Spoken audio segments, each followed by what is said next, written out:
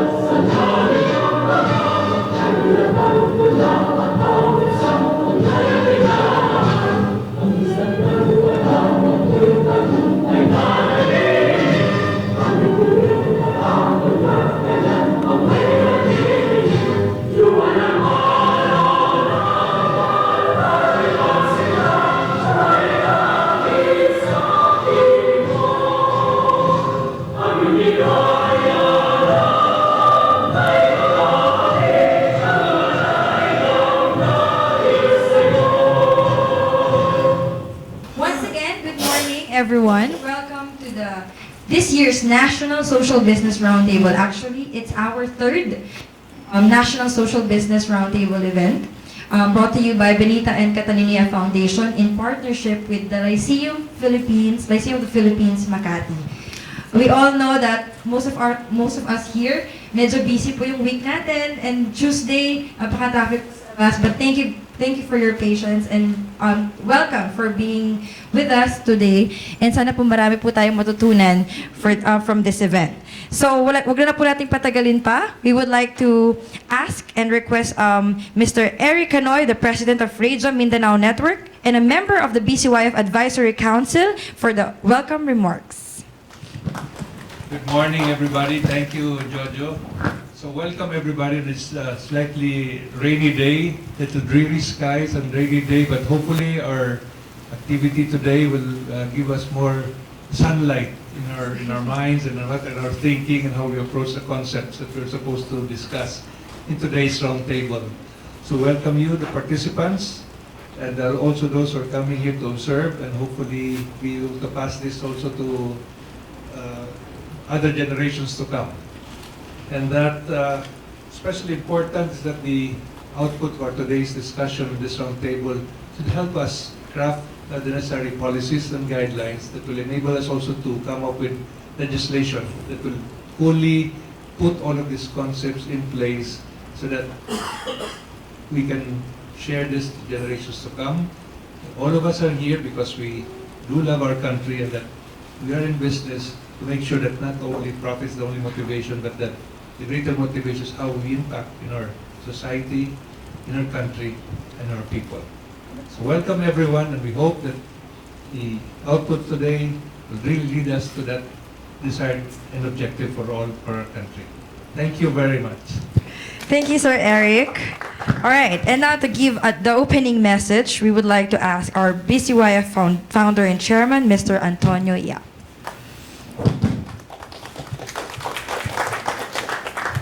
Good morning to all of you. Good morning to all of you. Today is actually a very important event because we're using this event to come out with some policy suggestions which will lead to legislation at both the House and the Senate affecting all social businesses in the country. This is actually the fifth one, Joe. The first ones were all with students, mainly from the University of the Philippines in Diliman, who at that time I was remanded by Noreen through Gio Victorino, staff of BCYF, wanted to talk about what are the ways by which business can help society, and is it just social entrepreneurship?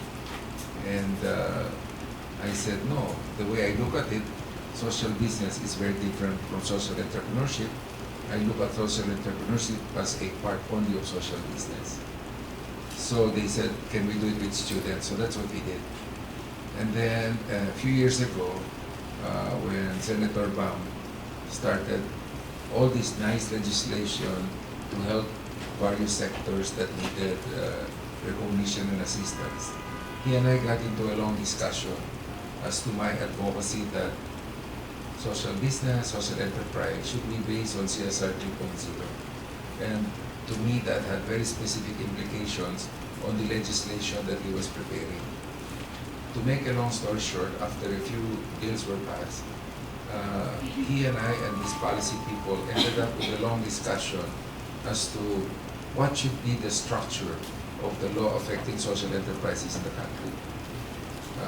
A lot of the reasons for the delay, which eventually led to it not being passed, was what I considered a misconception on their part, which was that poverty alleviation can be tied into social entrepreneurship. I was saying that in my limited understanding of economics, poverty alleviation is a problem of the government, and not-for-profits and NGOs and whoever else wants to help, it does not detract from the responsibility of government to address poverty. Therefore, any attempt to link social entrepreneurship with poverty alleviation will unduly not only burden the social entrepreneurs into coming out with poverty alleviation projects, like the OGO 47. I don't know if you remember that, Eric. GO 47 years ago required corporations to put up rice farms because of the rice price at that time, if they reach a certain level. But that was during martial law. That's why it's called General Order 47, signed by the President. So I was saying, we can no longer have that kind of a setup. So to Senator Bam's credit, he allowed the bill not to proceed. 2 weeks ago, he and I were talking. So I said, anong plano mo? So he will come back as a volunteer of this private. We have to address this whole matter. So I told Jojo, the social business summit must proceed, because if you're not a social entrepreneur but are in business, ano ka? Well, you can be a cooperative. You can be one of those in fair trade. You can be an NGO. You can be a school with a program helping the poor, etc. So anybody who's spending money for businesses that help society, if you look at the manuscript that Noreen wrote, which we will talk about, I think there's 7 categories that Noreen or 6 something there. you will find that, Kako, what they need, what these people need, is so different from what social entrepreneurs need. For me, social entrepreneurs, I said, should get cheap money, should get tax holidays, should get money to be trained, should have all sorts of things provided at the time that the government is in dialogue with them, they are viable. If they're not viable, there's nothing to talk about. Because it is not government's responsibility to help you succeed in business. Social business is different because of the bigger social dimension. So micro-entrepreneurs, what is the failure rate? 90%, I don't know. But we want the government to keep encouraging people to put up businesses, hopefully not all vending, some manufacturing, some handcrafting, etc.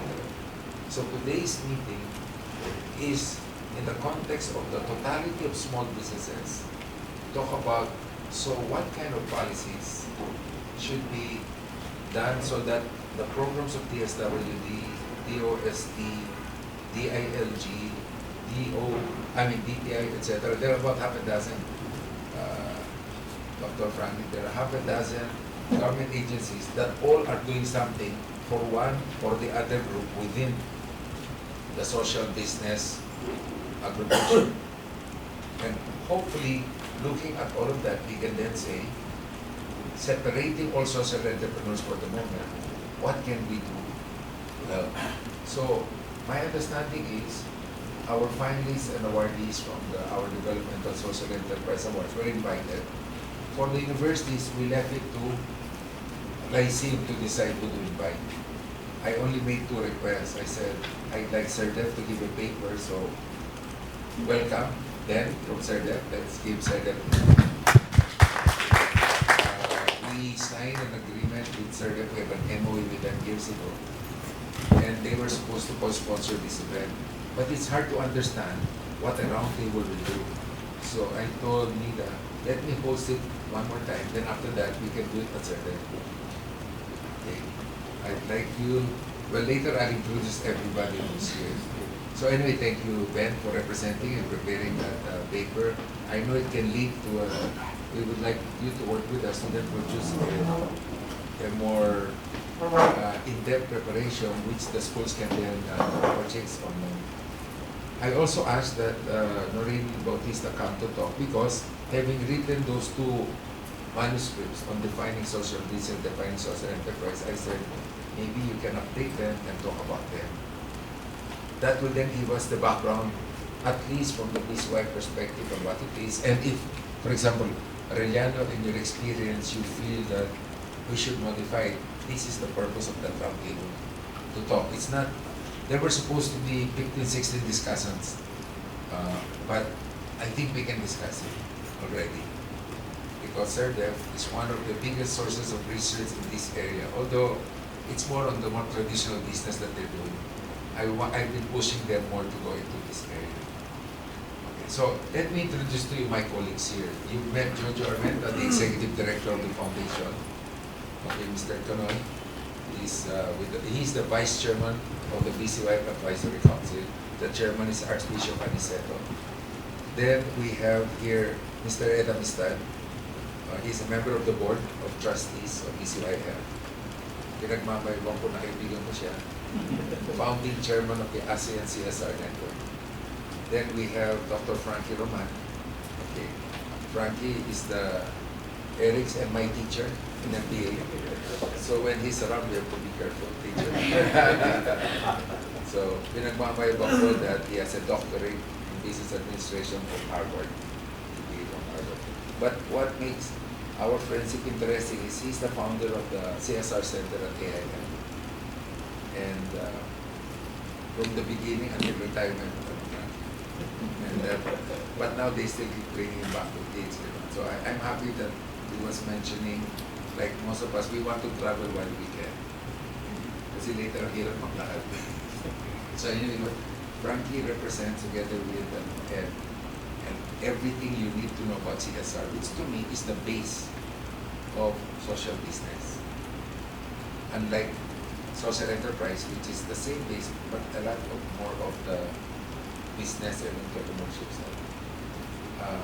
you still have to be viable, of course. Panya here is a finalist of our Developmental Social Enterprise Award. And he has this famous company doing containers for, 16 pesos a day ba? Magkano ba? 17 pesos a day? 63 pesos. 63 pesos a So day. that's a dorm for workers. Outdoor for workers. So marami siya na. He has almost 10 locations naman. No, yeah, we have 4. 4, sorry. 4. Yeah. So kung may lote kayo, pwede siya mag-learn. You can put it. Pero although his Thai is a Filipino, dito lumaki yan si Manya. Then we have Sue here. Tama mo pronunciation? No, but it's Shu. Okay. They have no nickname now, but I forced her to give a nickname. So if you want to see Smoky Mountain, they run the tours there. And they're also a finalist in our Developmental Social Enterprise Awards. So the other people coming are like them from various aspects of society. But even if they're social entrepreneurs, I think they will have a good perspective when we start talking about this is social entrepreneurship, this is social business. In fact, some of the nominees we suggested they be nominated for other awards, like our Search for Hometown Heroes, our CSR Youth Awards, etc. So, but that's my way of welcoming you to understand 3 things. One is, this is not a bulakbol conversation. Although there are only very few of us, when we submitted, wala namang pangalan man. And there will be meetings to go to Senate and House and I and some people, so that we will end up with a legislation. And secondly, we would like to understand how schools can be at the forefront of this. Because it should be the school, because it's a much bigger group. Unlike social entrepreneurship, it can be a few. In fact, we announced 3 years ago, we will support the creation of social enterprise centers. That's why when the room is in dialogue with us, CD will talk to us, etc. Because they all wanted to have social enterprise centers. And I said we can help you with that in both, including financial, even if you don't need the support. And then the third objective is just to find out if there are institutions, let's say Arellano, I don't know, who might want to work with us to then be one of those, to be one of those who will be involved in other aspects of that discussion. Of course, please think about it and just tell us in time. But we are looking at those things. We do have MOAs with a lot of universities, but our partnerships are in very specific areas. So for example, with Xavier University at Ateneo de Cagayan, with Notre Dame University, the one coming up is Julius and Father Julius University. It's for very specific things in Mindanao. Then I advised the Davao that I'd like it in something else. We have Central Philippine University, UP Visayas, Iloilo, University of San Carlos, University of San Jose de Coletos. So all the real well-known universities are the ones joining us. Just as in Manila, the founding members of our University Social Enterprise Council were FEU, UE, etc. Now the active ones are De La Salle University, Besambeda, and so on. So you may want to be part of that kind of conversation. The main conversations, like I said, is that what we try to do in BCYF is research and policy. So thank you for coming. I look forward to a productive morning. All right, thank you, Sir Tony. And now we're going to invite currently the Events and Community Growth Manager of Connected Women and also a volunteer of BCYF, Ms. Noreen Bautista, to define social business. Hello, good morning. So, for those who have known me while I was with BCYF, I have been involved with the foundation, I think since 2014, something like that. I was a volunteer for BCYF, but initially, just to give a background why I'm here, because I'm not really representing, of course, that's my day job right now, but I was asked by Sir Tony and Jojo to come here because during the time that I was with the foundation, I was part of developing the definition of social business and social enterprise. It's something we used, as I remember, when we did the first run of the Developmental Social Enterprise Awards, when it was with PwC Philippines. We were trying to identify what kind of intervention can the foundation contribute to in the space of social enterprise. And at that time, there's a lot of, and I think until now, there's a lot of competing definitions about social enterprise.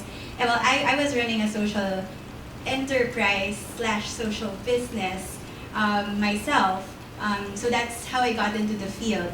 And when I spoke with Mr. Yap, and he told me about his framework, his social development models, it became clearer to me. In the end, we drafted these definitions, and I don't think there was a printed copy, but maybe I can work with Jojo to send something after this to everyone if your emails are in the registration. But this is actually available online. I still checked, it's still in the online archives of BCYF. Defining social enterprise, defining social business. So it's a very, very short manuscript. There was a distinction between the two just because, and I'll show you later. Maybe you could go to the next slide.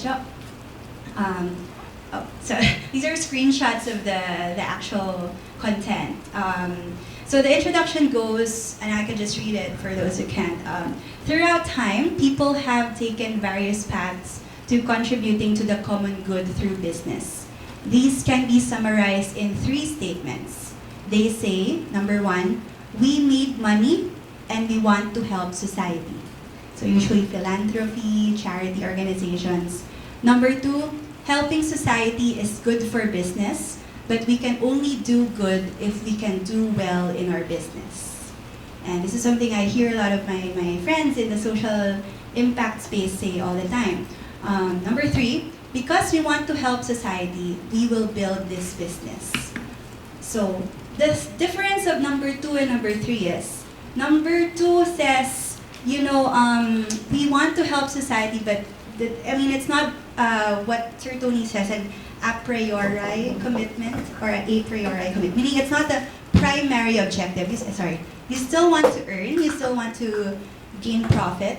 The number 3 statement is impact first. So a priori commitment to impact, meaning the reason why I created my business is because of social impact.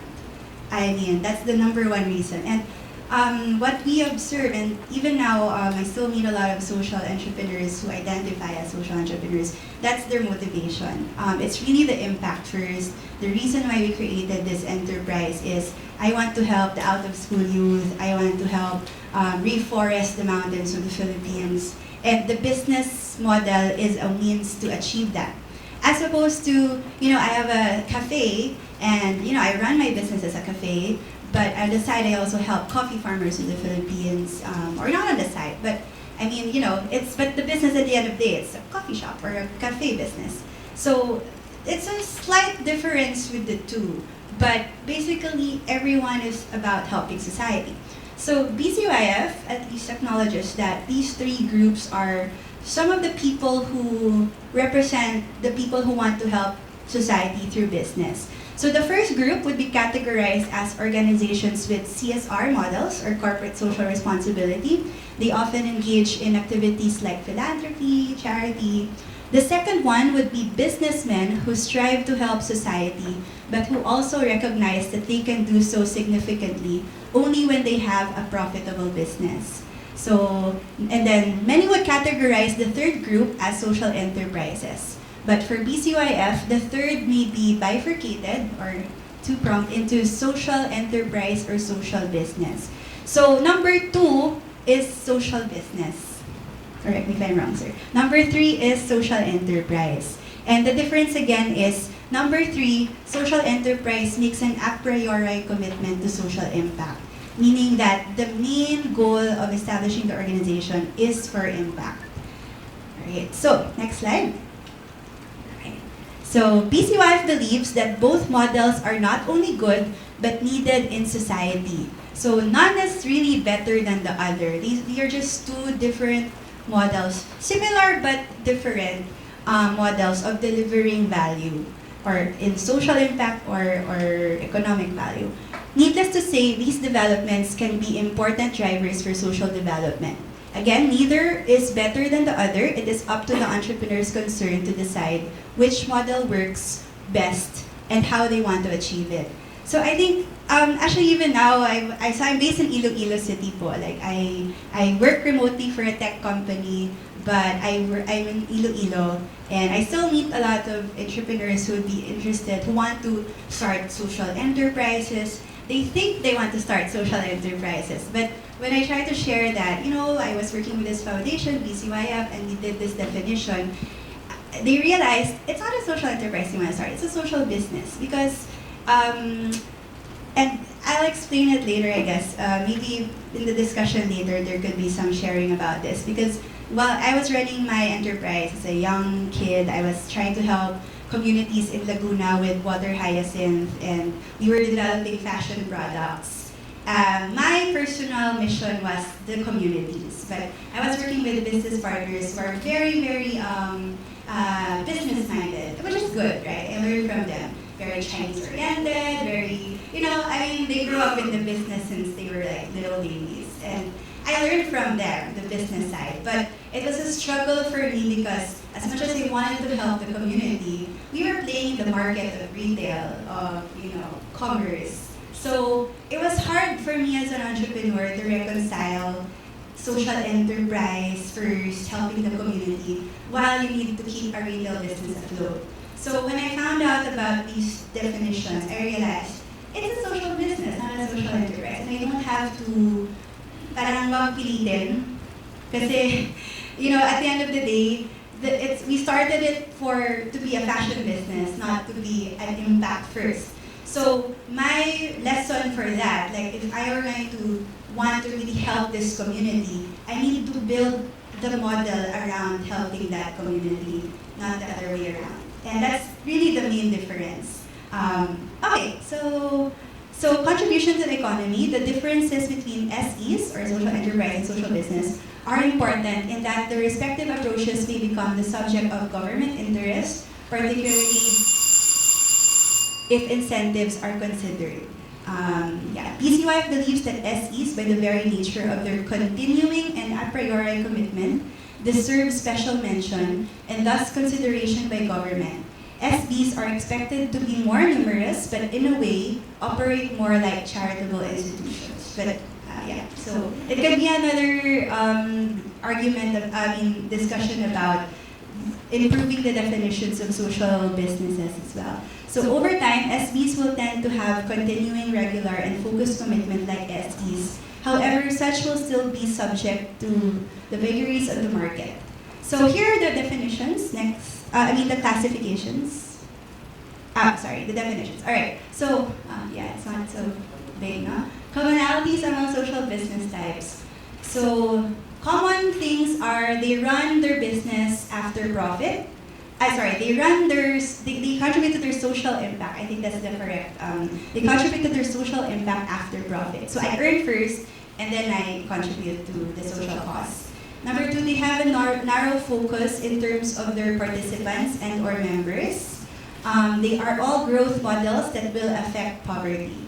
Alright, so differences among the social business types. Number one, they are different forms of business organizations, both legally and operationally. So we don't just recognize for-profit corporations, we have cooperatives, non-profits who have business models. Number two, scaling is particular to the business model. Number three, role of governance. Number four, the personal and management structure. Alright, so next slide. So as Sir mentioned, there are 7 that we have identified. This was back in 2017, I think, when this was published. So first is the CSR-based businesses. So typical corporate social responsibility, the organization practices corporate sustainability and responsibility. It integrates CSR principles in its business, such as shared value creation and governance. Number 2, cooperatives. We recognize cooperatives as social businesses. An autonomous association of persons united voluntarily to meet common economic, social, and cultural needs. Number 3, fair trade organizations. So there's, especially when I was starting out in this space, I heard a lot of fair trade organizations. So these are organizations who place value in knowing where you source your products, and there's a whole movement around the world around this. Number 4, not-for-profit organizations with a for-profit model for social impact. So because a lot of nonprofits right now, they don't want to get into donation fatigue. So many are encouraged to create revenue generating, or IGP as they say, income generating projects. Number 5, poverty alleviation groups. So several organizations who are focused on poverty alleviation strategies through business. And number 6, charitable groups. So, I was just walking in Greenbelt, I think the other day, and I saw a stand by Caritas. So I know they're a traditional charity, but they have like this space where they sell goods from their communities. And number 7, other cost-oriented groups doing revenue generating activities. So this can be involved religious groups, like what I mentioned. I think even the churches do a lot of work that have business models, but it's still for social good. All right, next slide. Okay, so actually in the little primer, that's actually the end of it, but in the little primer, you would see footnotes. So these are some footnotes that we have also put in the primer. And it will give you an idea of the resources that have been cited to build these definitions. Next slide.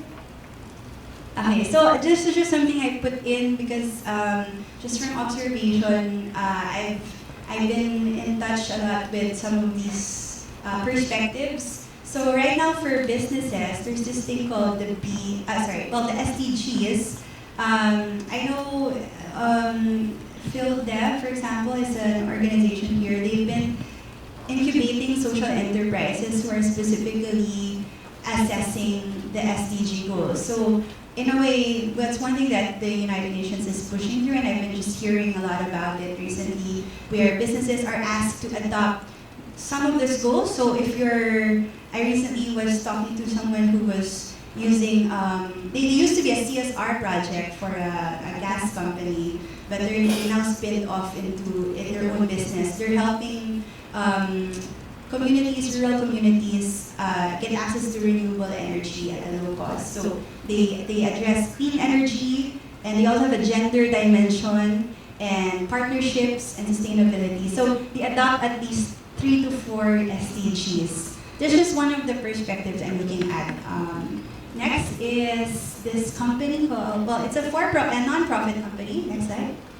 It's called the B Corporation. And I have just been receiving some updates that they have been updating. I don't know if you could go to bimpactassessment.net.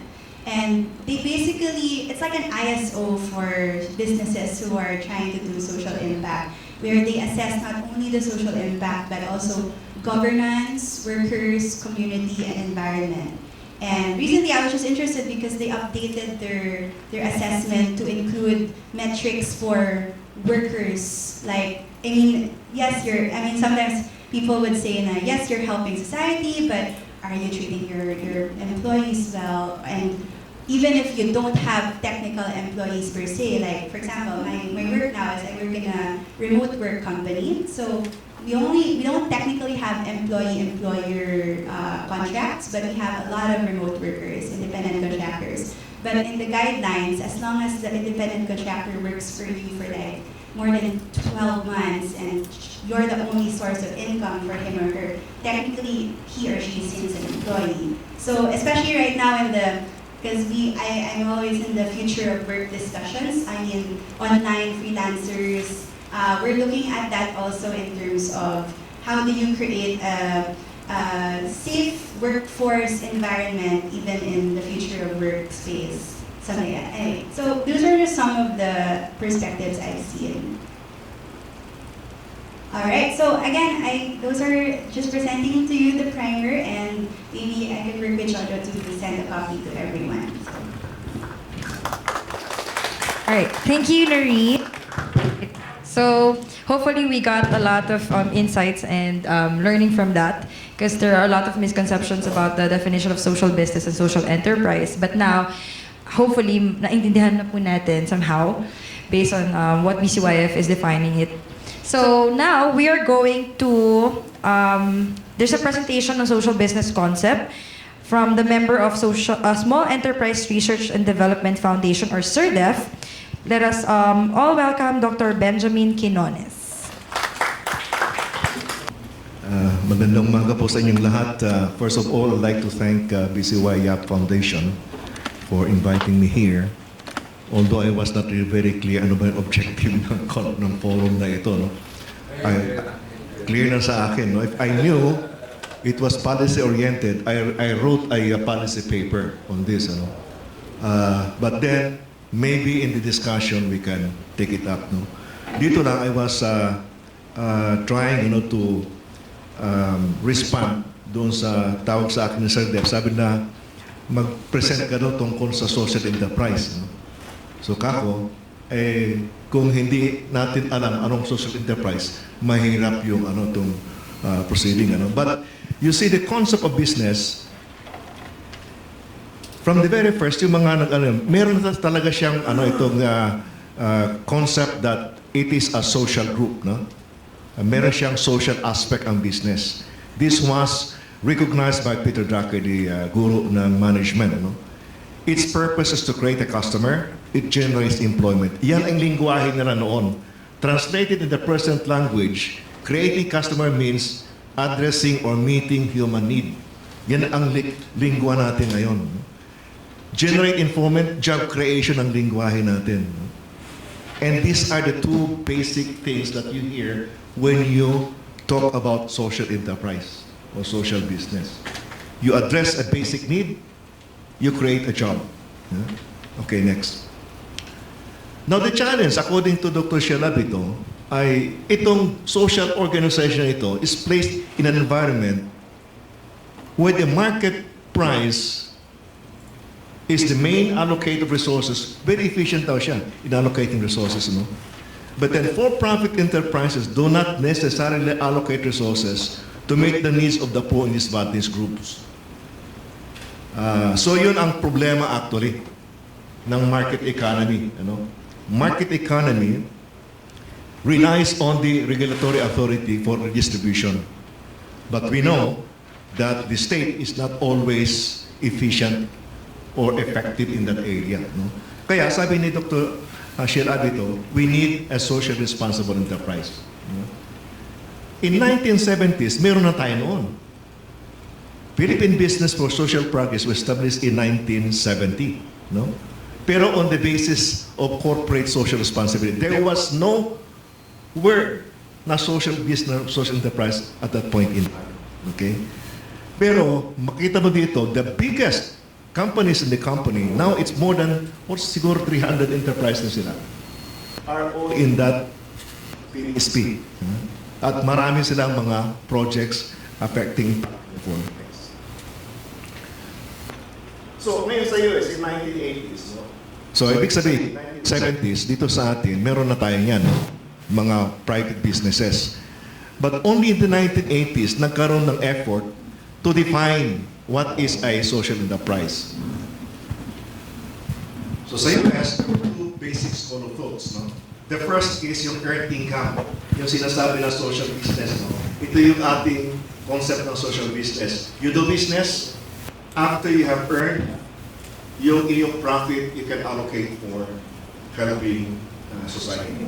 Ito yung earned income approach.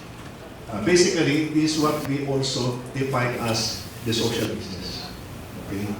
The second school of thought does not talk about enterprise. It talks about entrepreneurs. No? And it focuses on innovation. Innovation in services and so forth and so on. These are entrepreneurs, hindi lang dito sa private business sector. It can include non-profit sector, entrepreneurs in for-profit, and also public sector.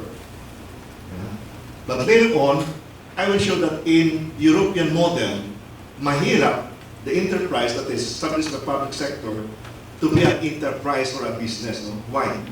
Because it does not take economic risk. Why? Well, the basic cost of a government corporation is paid for by the government. No? Taxpayers. Yeah? So it doesn't take economic risk. No? Wala siyang fully paid ang cost niya. In fact, it is the only organization that takes two kinds of remuneration. Taxes, tapos pag gumawa ka ng services sa kanya, you still have to pay. Double, no? So, mahirap na i-categorize na enterprise yun. Next. So, in 1980s, itong Ashoka Foundation, they were the first among the international organizations to recognize specific individuals. At that point in time, wala pang concept ng enterprise. They were called public entrepreneurs. And they were focused on social innovation. Okay, next. Yung Harvard Business School, ganun din, no? They launched its own social enterprise initiative. And then they also were talking about entrepreneurs in the three sectors. So, wala talagang very clear concept. Ano ba talaga social enterprise? Because they were also focusing on entrepreneurs. Next. Ngayon ito, no, itong BCY Yap Foundation, meron itong clear-cut definition. At ano ni Norina ito kanina. So next. Including itong commonalities between the two. No? Meron siyang specific social impact, voluntary spirit, financially viable, strong leader. They have people and societal class. Both types. No? Next. Ngayon, Professor Muhammad Yunus, very, very clear siya. He doesn't want even to talk about social enterprise. When I talked to him, he told me, Ben, I don't like to talk about social enterprise. Social business lang. Ang concept ng social business, no, ay different from the organization that provides the money. So meron kang business, you give Yunus money, the money will now be used to start a business. That is the social business, not the corporation that provides the money. Okay, so ibang concept yun kasi yung pera pinanggalingan, no, ay galing sa profit, no, ng company, but he doesn't call that company social business. It is the application of this profit in other area to help the poor. Yun ang concept ni Yunus. So you can see yung specificity ng kanyang definition. Here, yung investment sa social business gets back his money pero walang profit. Okay, next. Itong present coalition, this is the poverty eradication, poverty reduction through social entrepreneurship. Ito yung mga social enterprise groups sa Pilipinas that have presented to Congress a bill, social enterprise bill. Ang kanilang definition ng social enterprise, they are focusing on what they call social enterprise with the poor as primary stakeholders. Okay? So, yan ang kanilang itong target group. So, nasa extreme left naman, no? Meron extreme dito si Yunus, meron dito extreme dito, poverty, we're only concerned about the poor, about the value chains of the poor, no? Economic enterprises of the poor. Yeah. So next. Ngayon, this is a very, interesting model, European model of social enterprise, because they specifically mention three economic dimensions, no, to define a social enterprise. The first is economic dimension. So number one, continuous economic activity mo, hindi voluntary ang workers mo, there must be some paid work, there must be economic risk undertaking. Okay? If you are paid by the government, lahat ng walang economic risk, you are not classified as a social enterprise, even if you are helping the poor. This is the European approach. Social dimension, you have to have explicit social aim, limited profit distribution, and in other words, you cannot distribute your profits as to a certain degree to the stakeholders, even if they are poor. It is initiative by the citizen, not by the government or the private company. And then the government's dimension, a degree of autonomy, participatory, non-capital-based decision-making power. Yeah. So, pwede dito one man, one vote, no matter how much you have contributed to the capital. Next. Now, triple bottom line enterprise, iba naman ito. This arose because of the Millennium Development Goals of the UN and the promotion of CSR. So, itong triple bottom line na ito consists of PIMON, which really talks about social development or impact development, planet, ecological conservation, saka profit, or prosperity and peace. Next. Ngayon, how then do we visualize yung social business saka social enterprise in the entire economy? No? So itong mga scholars sa Europe, they were saying that they were also referring to the economic thought ni Polanyi in 1940s. Polanyi said, economics is not only restricted to the limited distribution, economic rationale, distributing goods and services based on limited yung profit principle. No? Meron din mga economic activities that are undertaken not because of profit distribution, but because of reciprocity. Households, for example, exchange, barter, and so forth. So meron tatlong, there are three sectors actually in the economy. For profit company, this is where goods and services are traded with the pricing mechanism. Yung state, distribution of wealth, and then the community, reciprocity ito. No? Voluntary. Yan. Ang social business, social enterprise, nandoon sa gitna. Kasi may characteristic siya. So ngayon, dito ngayon, ibig sabihin, yung social business, social enterprise, can come from any of these sectors. Kaya maganda yung commonalities na na-identify ng DCYF. Anong commonalities? Naka-describe yun. So in other words, in the entire economy, as I was always asking the cooperatives, ano ba yung economy that you are creating? They cannot answer that. My parent focus is on the organization, on the enterprise, not the economy that the enterprise creates. In Europe, they call this the social economy or social solidarity economy. Okay, next.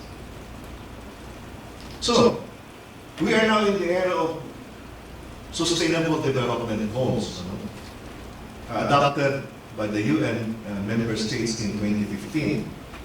So, ang aking isip dito, whether you are social business or profit, social enterprise, at the end of the day, the question is, what are you doing to contribute to SDGs? You agree with that? At the end of the day, you will be asked, ano bang contribution mo sa SDG? Kaya, the question in my end, hindi ba magkakaroon tayo at some point a level of SDG enterprise? Whether you are called social business or social enterprise, SDG enterprise ba? Okay, next. So, I'm also founder of this Asian Solidarity Economic Council. Yun ang aming ngayon. We adopted yung 3 dimensions ng European model, but instead of participatory governance, we call it social responsible governance, and then we added 2 more. Ecological conservation saka edifying ethical values. Kasi pwedeng efficient ka sa market, efficient ka sa economics, pag nawala yung values mo, wala rin mangyari. So we put there edifying ethical values. And I made a research on Mr. Benito Yang, Mr. Catalan Yang. Talagang very passionate siya. He was a very passionate person. Sabi ko, ito yung tinatawag na edifying ethical values. Without this, hindi pwedeng maging sustainable yung ginawa ni Mr. Catalino Yang. It is this one that drives the social enterprise to do something good to the society. Next. So in order to prepare for that eventual question, and in fact, there is going to be a civil society conference maybe in Thailand in 2020 to review yung SDGs. Ang ginagawa namin ngayon is tinitingnan namin yung mga social enterprises and we ask, ano ba yung contribution nyo sa SDG? We have no prescriptive indicators. We ask them, kayo ang mag-suggest ng indicators. Just to show this, no? This is the Payoga Kapatagan Multipurpose Cooperative in itong Nueva Vizcaya.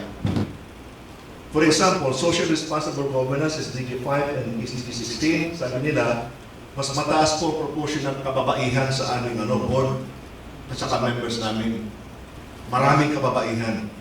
Bakit po? Open po ang membership. Kaya mga kababaihan, talagang members sila. So, higher proportion members satisfied with leadership and so forth and so on. These are indicators not prescribed by us. So, hindi ito prescribed. Next. And so forth. Sige. So, this is so conclusion.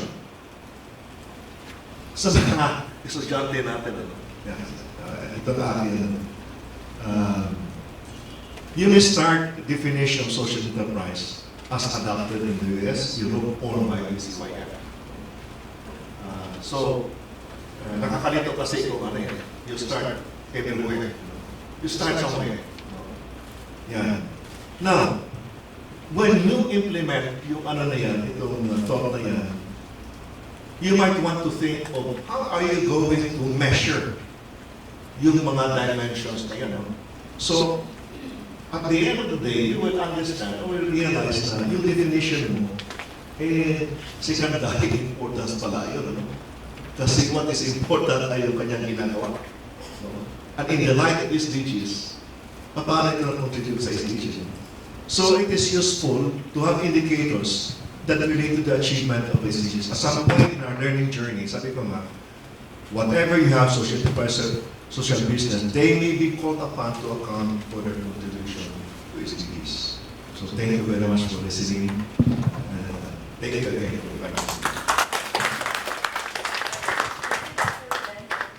And now we are going to go to our roundtable proper, but before that, we would like to acknowledge first our civil service here. Hindi ba na sa school na here sa this is what hindi ba na and then from our University, also from Cincinnati College and from the all the way from College. Also we have one of our faculty as well from UCA. This is Rina Pias, the founder of the college. Okay, thank you, Jojo. So just to summarize, we started by trying to define it, what social enterprise is, and then Dr. Ben said, but at the end of the conversation, how are you really helping your neighbor, basically? There is one other well-known researcher in this room, and I'd like to ask for his comments at this time, and that is Dr. Frankie Roman. What do you think of those two discussions, Dr. Frankie? Just wait for your merienda. Actually, I haven't eaten. So. Okay. No, actually, like Ben, I came here. I didn't realize that this was supposed to be a legislative discussion, but I had been doing the same kinds of research before I came here that Noreen and Ben had been talking about. Like I looked at the B Corporation, I looked at Mohammed Yunus and what he's doing, and I agree with you. I think that what we have to do is we have to put indicators that make it distinguishable as a social business. Like for example, I wouldn't go as far as Mohammed Yunus and say no dividends, but I would say a compliant corporation would have a maximum number of dividends that it would give to shareholders, the rest of it being allocated to social impact events. The other thing that was not mentioned, which I picked up, was that apparently they all talk about the same thing: a B corporation, a benefit corporation. So the state of Delaware County and 35 states have got a B corporation legal definition, which says that you put in social impact, you put in labor. In America, it now talks about the gender disparity and the Me Too movement. So I think that what I'm going to say is that I think we have to put, when we submit something in legislation, we have to look at the legislative space. Like I didn't know you mentioned that there's this SEPPS. So we have to do something that is either different or parallel to it, because we will be competing in that space for the eyes and ears of the politicians. And I think that one way of doing it is to the SGDs. I know, for example, that Thailand is very strong on they publish how they meet the Millennium Development Goals. I'm not sure if our current administration is crazy about the UN,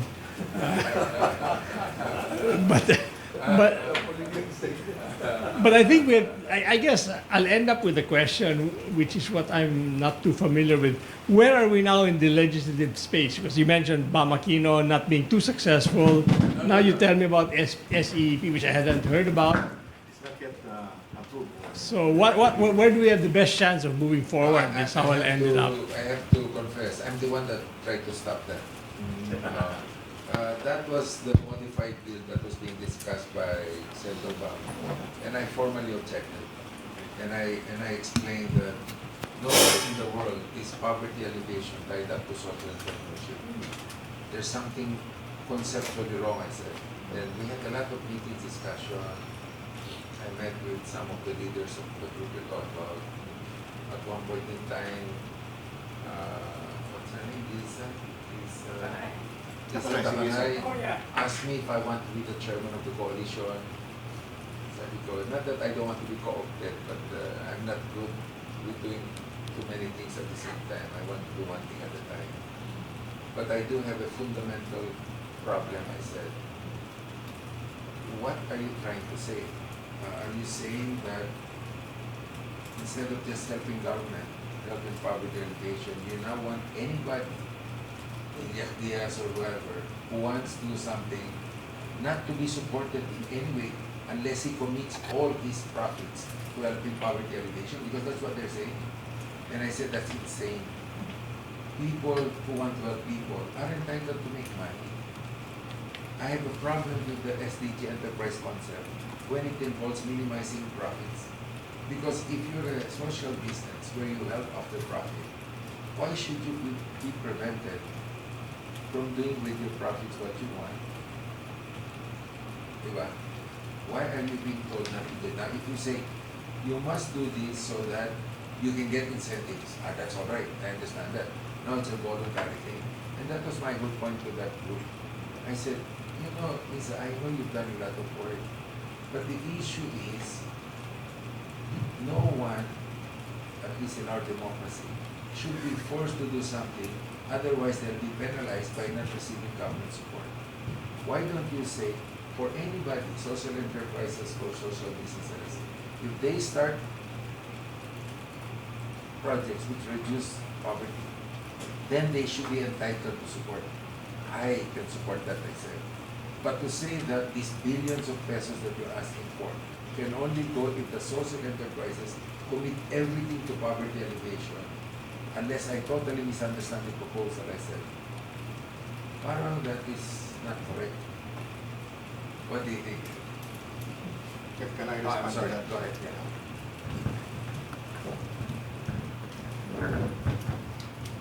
I have also a problem trying to separate the two. Kasi, if you focus on the poor, they have so many weaknesses. They have a lot of inadequacies. Technical, material, financial management. So if you separate them from the corporate sector, which has all these things, sayang naman. That is why our advocacy is what we call public-private partnership, but not, public is not the government. It's people at saka for-profit organization. So that's why, to me, dichotomizing these two is not the answer. To me, partnership between the two, whatever you call it, social business, saka social enterprise, is the best partnership. But do you want to mandate it, or is it voluntary? Well, it's voluntary. I was in the So social that was the economy problem. this form. That was my problem. Okay. They don't want it to be voluntary. Yeah. They said no government support Hmm. if you do not commit. Yun ang ano doon. Ito. Problema yun kasi. Yeah. Yun ang Otherwise, ano we're not doon. a democracy anymore. Yeah, because they are using other itong for example, Social Enterprise Act of other countries as a basis. I attended ng Social Economy School sa Korea, and this is what I recommended. No? Kasi kako, kung walang ODA ng public partnership supporting itong sector na ito, partnership ng dalawa, it's actually value chain development. And the Philippines must transition from primary production to processing. Hindi po pwedeng primary production lang tayo. What sector are you going to mobilize for that? You cannot only mobilize Pero the... Dr. Ben, now you're talking about something totally different. We're talking about concepts of economic development, which is a totally different discussion from this matter of theoretical framework Yes. on what government should support. Yes. Now, whether the government supports improvements in the way we develop our economy, you move from primary production to processing, is a totally different discussion. This is what I've been telling them. You're mixing your conversations. One is a discussion of the way an economy to develops, which is the mandate of every Congress and every administration, and whether we like them or not, whether we voted for them, they have the right to create the policies and programs on how they wish to develop the country. Otherwise, we should vote them out or impeach them.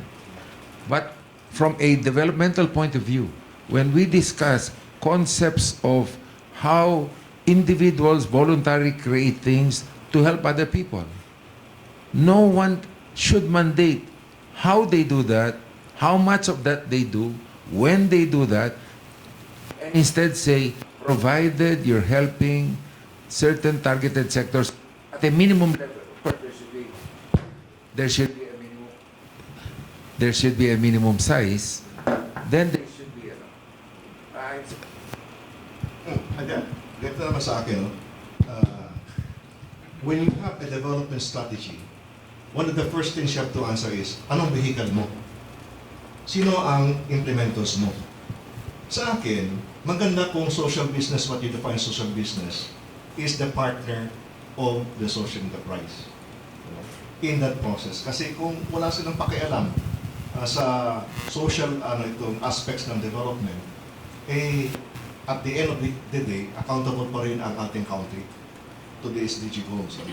So yun ang No, we're not accountable. These are voluntary targets given. No country can be required to meet them. You know that.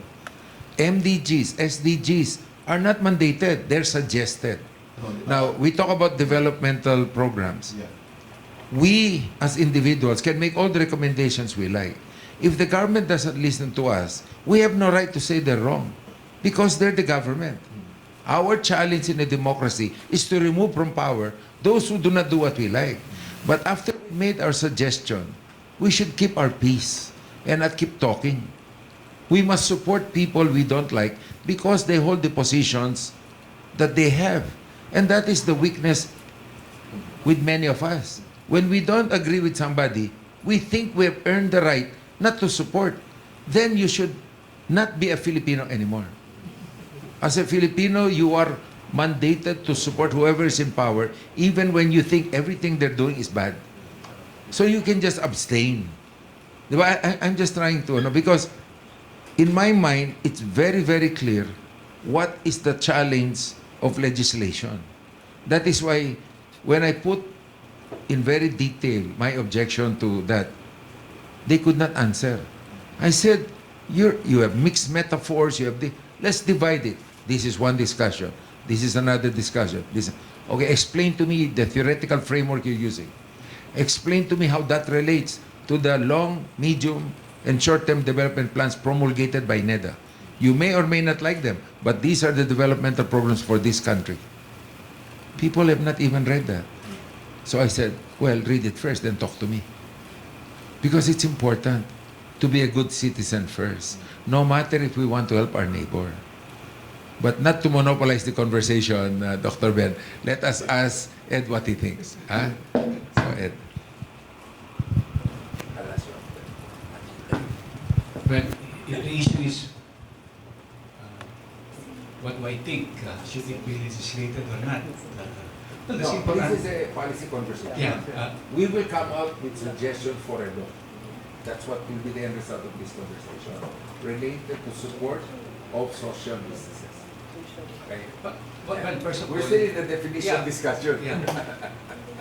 But in reply to your query earlier, Yes. whether remember you were against the bill because it will be imposed on the organizations. I was not against. I was telling them the idea is beautiful, but it is not sensible. I was suggesting a modification. Kasi it's not good to say, tell people, mali ka, di ba? Yeah. So I was just saying, maybe there's another approach, maybe we can engage in a conversation. So I did not really say, let's stop it. I just said, but this conversation requires research, I said, requires a bit more thinking. But That was actually what I said. I'm talking straight with you, but I was a bit more in- diplomatic. Actually, in the case of, for example, CSR, I remember when I was chair of LCM before, 4 or 5 years ago, there was a plan to legislate corporate social responsibility. Yeah. And we were against it, no? The different sectors were against it because the moment you legislate, it's no longer CSR. Exactly. It's part of government complying to the law Same imposed problem now. by government. That's why I say, yeah, it has a similarity to what we experienced 4 or 5 years ago in CSR, now it's social enterprise. But anyway, I was listening to you, Tony, and to Dr. Ben. Dr. Ben, about the definition, so on and so forth. And I was looking at the European model definition. And if I read it properly, to me, that's the definition of a cooperative. I'm just surprised when you ask the co-ops, they were not able to answer the social impact. But it's very basic. Social impact, the co-ops, the members, usually they are poor. So they band together to help each other to uplift their standard of living. And that's basic social impact to them. That's why when we talk of social enterprise, I always say the original social enterprises are the cooperatives. It's just that at the time, they were not called social enterprise. Later, when this concept of social enterprise came in, they included the co-ops.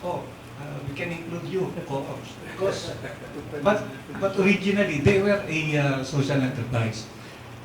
In the definition, even of Tony, sa Catalino BCYF, before kasi, to me, no, yung concept ng CSR, actually evolution, di ba? Before, walang CSR for the students, why do you put up a business? To earn money, profit. The more profit you have, the better. How do you help society? Well, I pay my taxes. Taxes should be the one to help society. That's how the system works. But later it evolved. They say that the business should not only be after the welfare of the stockholders, of the owners. It should be after the welfare of the shareholders. And when you say shareholders, this would include, customers, employees, government, suppliers, so on and so forth. So there was an evolution. So social businesses began doing social CSR, corporate social responsibility, to address the needs of society. So they're not only after the welfare of the owners, but society at large. So it was an evolution. Now came social enterprise. Before, I don't have a concept of what the social business is all about. Social enterprise and business that is into CSR. It's easy to distinguish, to delineate ordinary business with CSR and social enterprise. To me, ordinary business, if you're a CSR, your primary objective, still profit, but from the profit, you share it with society. Social enterprise, your primary reason for being is to help society. But you cannot help society if you're not sustainable. So you should also be able to earn so you can pay your keep in helping society. Where this social business is in this definition, it's like in between. It's something that is in between, but how do I differentiate it, a social business from a business with CSR that's something I had to digest first. Because when I was looking at the definition of a social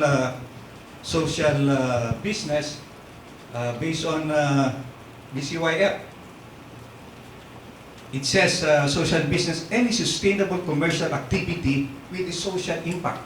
Well, business with CSR, they're also there for social impact. You employ employees, you pay your taxes, you help your suppliers, so on and so forth. So in that aspect, you are also in a business with social impact, but delivered after profit and government payments. Well, that's CSR also, Your primary, you help after profit. That's when after profit, that's where you invest in CSR. So it has a similarity in meaning as far as I'm concerned. When you talk of social business and a business with a CSR aspect. So I'll clarify. Okay. The main distinction between social business and social enterprises on the one hand, and businesses with CSR is very simple. When the business with CSR starts, they have a need they see in the market that they want to address, and then later they said, but I also want to help, and their primary concern are their stakeholders. For social businesses and social enterprise, when they start, they already know that they want to help society. So the motivation is very different. One's motivation is to address a market need and succeed in business of any size, of any scale. And then some of them, not all of them, want to help mainly their stakeholders. The other one is, from the beginning, we want social impact. It's not an afterthought. Although, in reality, during this transition period, which I think is about 30 years, 35 years, people say it, but actually when they started, they just wanted to do business. But it is sexy to say, I have a social objective. Our dream and our hope is that henceforth, people will say when they start. That's why we want the young people in college to be part of it. We want the universities to be the main partner. We want them to say, I have a real option other than a job or a business, and that is to set up something with a social impact. Now we have a conversation. We say, when you've made that decision, you have a bifurcated opportunity. One path is, from the beginning, you include in your cost of doing business your social impact. Whether that is, I will only work with certain communities, I will only do this, I will help these animals or whatever. The other one, we say, yes, you want a social objective, but you also say, but I want to be sustainable first. I want to make X amount of money or whatever, or I want to be in certain locations. And then after that, I will start my social aspect. So the social aspect can be identical to the social enterprise. The motivation may be the same, but the approach is fundamentally different. So the two together are really different from corporations that do CSR. I don't know if I've clarified it. Yes, Ilya. Yeah. Your question of my name's Ilya Diaz. I actually graduated from the first scholar from the social business from Harvard. Just to be very clear, when a business is founded, its existence is based on creating profit for the investors. The CSR is actually a tax withheld, or it's withheld from the taxes. And sometimes this is to lessen the negative impact on business. So sometimes they use a majority of that funds for management and advertising, and the impact sometimes is it's not negligible. Anyway, what I'm trying to say is the CSR is not the reason for existing. It is an offset of their main operations. Now, social business, its reason for existing is for its social operations. If a business starts out with little capital, a tindahan, or somebody that sells chinelas, that returning of equity can create mega mall or whatever large business. The social business uses the same thing. We start up with little capital, but because of its return on business, we can only also scale. And this is my experience, as much as practicing that I can. I started here in the Philippines, but we're now in 30 countries around the world, 2,700 staff. This is not existing in CSR, which has like a cap of 10 people sometimes, or let's say a larger one. But its existence is to extinguish withheld taxes, right? It's not made to become global or all around the country. You know what I'm saying? It's a burn rate rather than increasing investment in the social venture. So I just wanted to clarify that CSR is not social business. And a business that is focused on making money sometimes it's very difficult to become a social business. Like for example, how do you call it? If you start out with a business model and suddenly you're calling yourself a social enterprise, sometimes the person who owns most of the company can spend most of the company in itself. It has to have certain restrictions to stop people from touching into the equity and enlarging its impact. So I just wanted to be clear, CSR is not social business. Since I'm an accountant, I'm not going to discuss with you about that withheld because my understanding is totally different. But anyway, do you have any reaction to that? Well, as a clarification, I agree. You're ordinary business. You're not doing profit, so you're not a social enterprise. But when you are a CSR compliant company, you're supposed to do something rather than just earn profit. You set aside certain amount of your income to help society. So, because there are companies that do not practice CSR. Probably, many. But there are some corporations that do CSR, that do help society, a portion of their income to help the less privileged or whatever. Now, whether these CSR practicing companies are true CSR companies, that's another question. Because many companies, I was part of LCR before, and I can say probably majority are not really practicing CSR.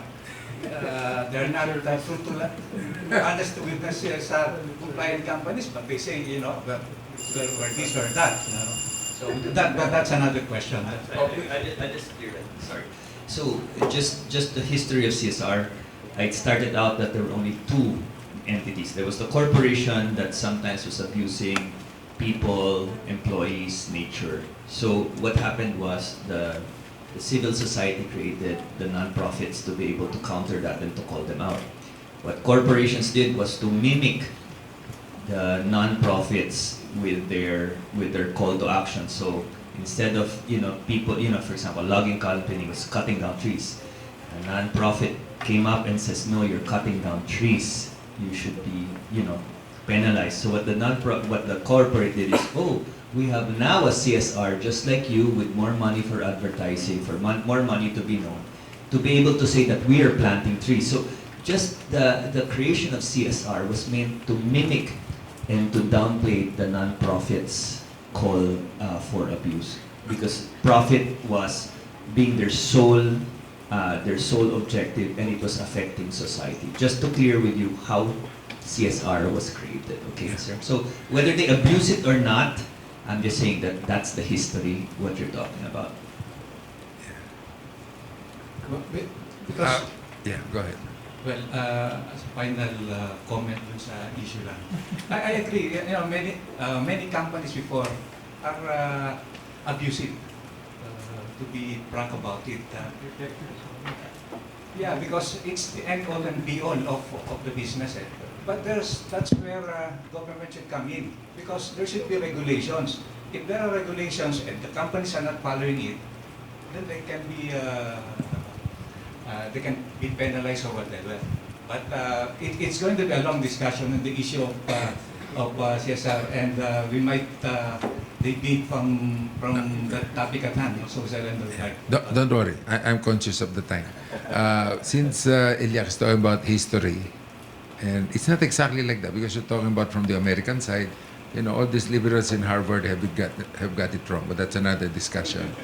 I'm gonna, although there's a question here, I'm gonna let Dr. Frankie say something since he's a Harvard DBA. Actually, I wanted to get us to the topic at hand. This is purely a suggestion. I guess the first thing is we have to frame the question with respect to our customer, which is the legislators. Yes. And just as a hypothesis, one way of framing this question is we would like to pass appropriate legislation that will incentivize the development of social business, or we can change that word. But I think the next step is then we drill down a little bit in terms of how we do it. One suggestion was, for example, I think you mentioned public-private partnerships. So in a way, the first thing is how you frame the question. The second thing is the IRR. Yeah. Yeah, the legislation is incentivize social business. The IRR is we do this through public-private enterprises, whatever. And maybe that's how we can carry out the discussion at those two levels. Thank you very much. And it's very important, this discussion, because in the preamble that we're discussing with them, we want to avoid a lengthy discussion on definition. That's why this discussion is important, because we will put there an attachment on this whole thing is based on this discussion and is differentiated from that discussion on poverty, etc., etc. But you had a clarification, Dr. Ben. My question was already answered. Okay. Because my question was, ano ba yung legislation na sa isip mo? No? And who are your, kumbaga, carriers, in your mind? Social Okay. business ba o social? We already answered. No. There is no social enterprise in this discussion. Yeah. Okay, we consider social enterprises as a different animal to be governed by separate legislation. We are only saying, if our friends in Congress will consider it, that this should take priority over any bill on social enterprises. So those who are in social business, we think should be rewarded because they represent a far bigger portion of the population of people that help society, both not for profits and for profits. So my follow-up Yes. question is, how is your concept different from the inclusive business concept ng BOI? They have already that concept. Since they talk to me, I'll let you define it. What is inclusive business? Because I'm the former bureau director for that. Okay. So I'm the guy they talk with, di ba? During my time, we were the ones. Ikaw, what's your understanding of inclusive business? Actually, alam ko lang dyan is, he's a big business, partner with SME, that's it. Basically, So you know, it's alien to our conversation. I know. Okay, But so that's why it's not part of the definition. Kasi anything mandated by government, we're not interested in. We're interested in the government supporting, encouraging, but not legislating. When they legislate, we respect that. It's the right. We will not say it's right or wrong, but it's not part of our conversation. Because there are other things there, like programs for micro entrepreneurs. That's why, if you look at the material with you, meron tayong National Microfinance Roundtable. Then, not here, we actually have an annual meeting of the universities that are part of our network. We had that last week. Ilya, 1 second. Before you say, would Arellano like to say a few words? They have to pay for the merienda. Yeah, we By have the to. way, we still have free lunch afterwards. Paid by NPU. This is we have to pay for merienda and lunch. Anyway, the discussion is for legislation, but we have also concern as professors, how to teach our students, Exactly. to do business, social business. Yes. Okay. Based on the definition that we have, because we've been teaching, especially me, I've been teaching finance, that when we teach our students, when you go into business, it's for profit. Don't go into business unless you don't like money, unless you don't like profit. No? But this time, you correct me if I'm wrong, but you're going into business with the primary purpose for social responsibility, then the profit comes in later An option. as an option. it could be an option for 1% of your students. Yes. But we want everyone to be familiar with it. Yes, that's what We I... want the government to say, even if you're only 1% of the totality of entrepreneurs, because you're doing something that For is- the society. that is good for society, the government has a responsibility to recognize and support it. Ah, yes. Yeah, that's the Yes, reason for creating it. that's the framework. Well, that's only our concern because we've been and I think it's now clear to us when we talk to our students. It's clearer to us that there's a difference between entrepreneur, social business, And social entrepreneur. and social entrepreneur. So, yun lang. Yun lang. So, well, thank you for enlightening us. No? Thank you for enlightening us. Now we can share this with our students. Yeah, yes. I just wanted to clarify two things. One is finance, what you call social enterprise, but you're talking about Muhammad Yunus, is different from social enterprise. No, Yunus is not talking about social Yeah, I enterprise. just want to make sure this microfinance Yeah, and policy to different. support microfinance. It is how do you call it? It is separate from the creation of value added to society. Social enterprise being nascent here, if you call about the narrowness of the what business was. Business was for profit. But so what about your employees? So what about society outside you? And so what about the environment? The creation of just minimum investment and maximum profit has created large damages, which is unequal distribution of wealth. There's no such thing as trickle down. Second is that employees are getting the most minimum for the most flexible. These are things that are coming up in an economy growing, and the most destructive is the environment itself is shrinking at such a large rate that the presence of social entrepreneurship is coming out. Why? Is because we can't scale. Most of the 2,000 NGOs or practicing foundations are small in little offices all around the country. We were never able to scale on a donation model. And so we're now creating, kudos to City Hub, creating solutions for temporary housing because of the problems with transportation. What I'm saying is, galing ng cut. But what I'm saying is, how do we scale out this broader definition of leadership? How can we talk about social enterprises that protect the minority, social enterprises that can scale to a rising population? You're not considering that you're talking about what exists now, but we're fighting for what the legislation is, what can exist in the future. So there are social enterprises that are going to be so powerful that they will help the government in solving things. The thing there's absolutely no support and no legislation. So the creation is essential because some of us has proved that these kind of partnerships are possible. Now that is why we should continue this discussion of what is social enterprise. How can you support us? What are the hubs you can support? What are the taxations?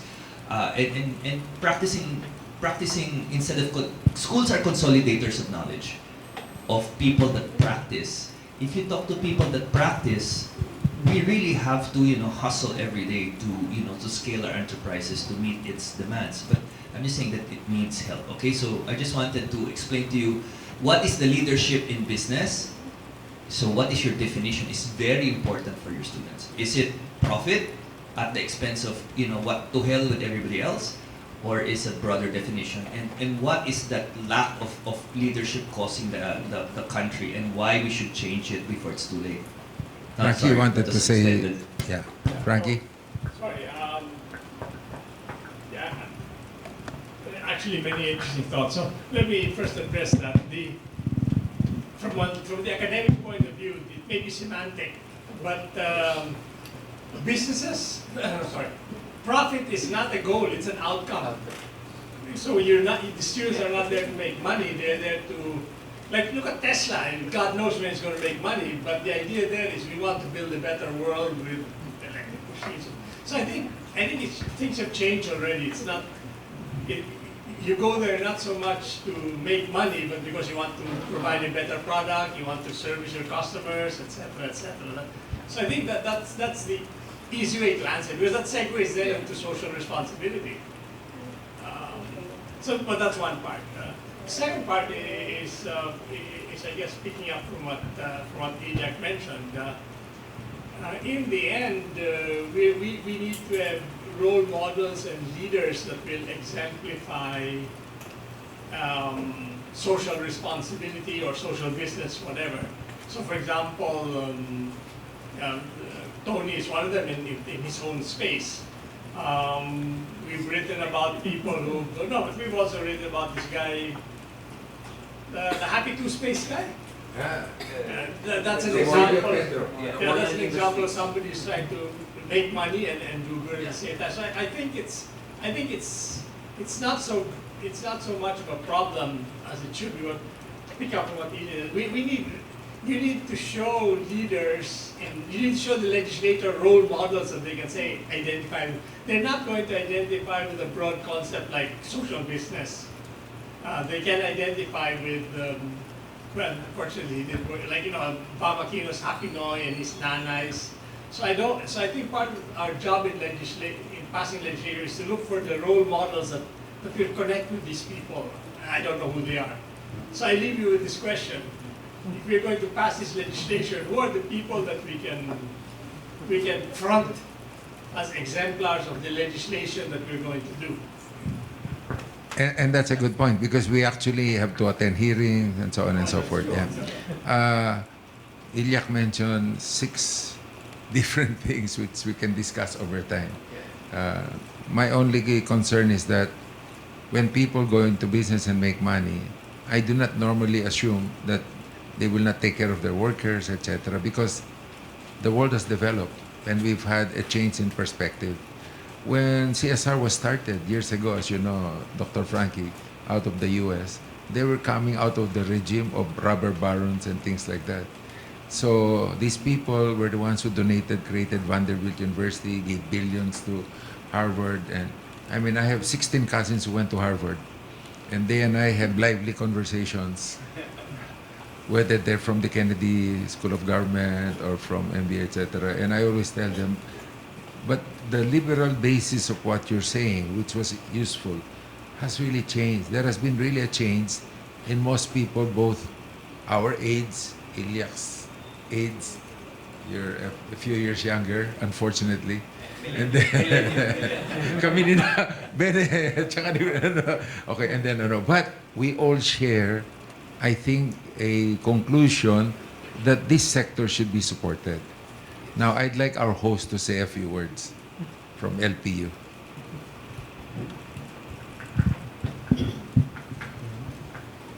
Good morning po. We have time, alas 12 pa lang. So we are discussing social business and social enterprise. But in the point of view of the school, so CSR is already mandated by JET as part of the tripod function of the university or college. So whether we like it or not, we need to separate a fund for CSR as part of the requirement. Yeah. Second, thank you for this event po, for opening our minds, especially in the academic sector, because yung social business, social enterprise, parang ngayon lang po, more on entrepreneurship po yung dinidiscuss namin sa school. But at least this is opening for another business side, which is social business and social enterprise. So maybe more, we can conduct more on roundtable discussions with the schools regarding this activity. Yes. Thank you so much. Yeah, sorry. I have to leave in a while. Can I just say something after? Okay, no, just for background only. the conversation of social enterprise started a long time ago. I created the Institute for Social Enterprise and Development 24 years ago. Except I thought it should be done step by step and clarify CSR first. Secondly, from here, we will ask, that's why I wanted to know, certain people, if they want to volunteer, because we'll create a smaller group that will actually work out two things. One are background materials that we will need to inform the legislators about. The ones I'm talking with are 5 of my nephews. They're all congressmen. So I think they will listen to me. Okay, no, but I told them, you're now the next generation. You have to do this. Then, of course, we're talking to other people like Sunny, etc. There are a lot of people who want to get involved. I just want to make sure it's not a one-size-fits-all. So the group that will work on doing the background material should come from the academia. And then the group that will try and help with the legislation will be mainly practitioners. Then later we'll find a way to bring them together.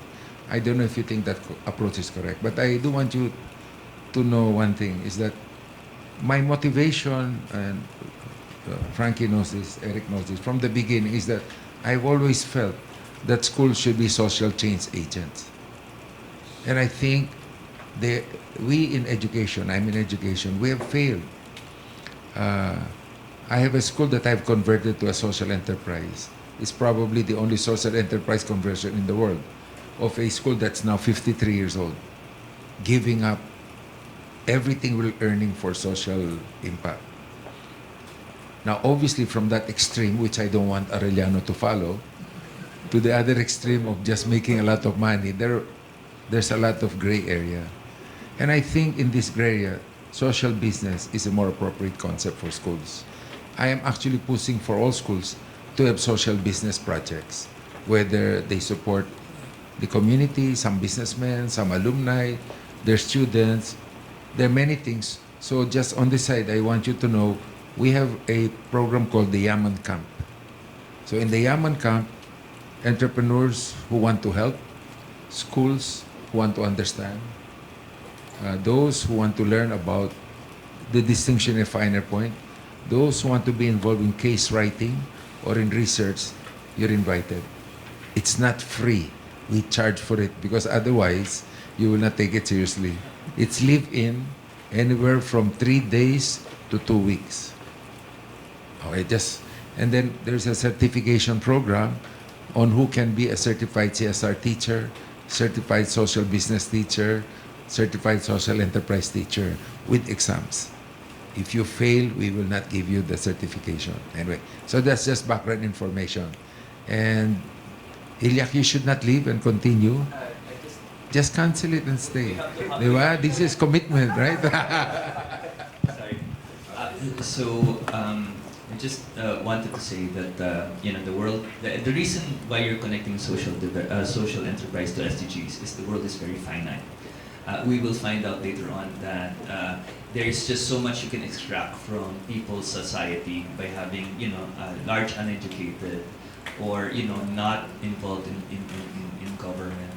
Till you find out a non-competitive economy amidst so many other that is coming up with its own policy, whether government initiated or a lack of government and empowered social enterprise. Because the environment is not going to last so much, the competitive economies is not going to challenge so much compared to a more educated and a more efficient. So I just wanted to say sorry.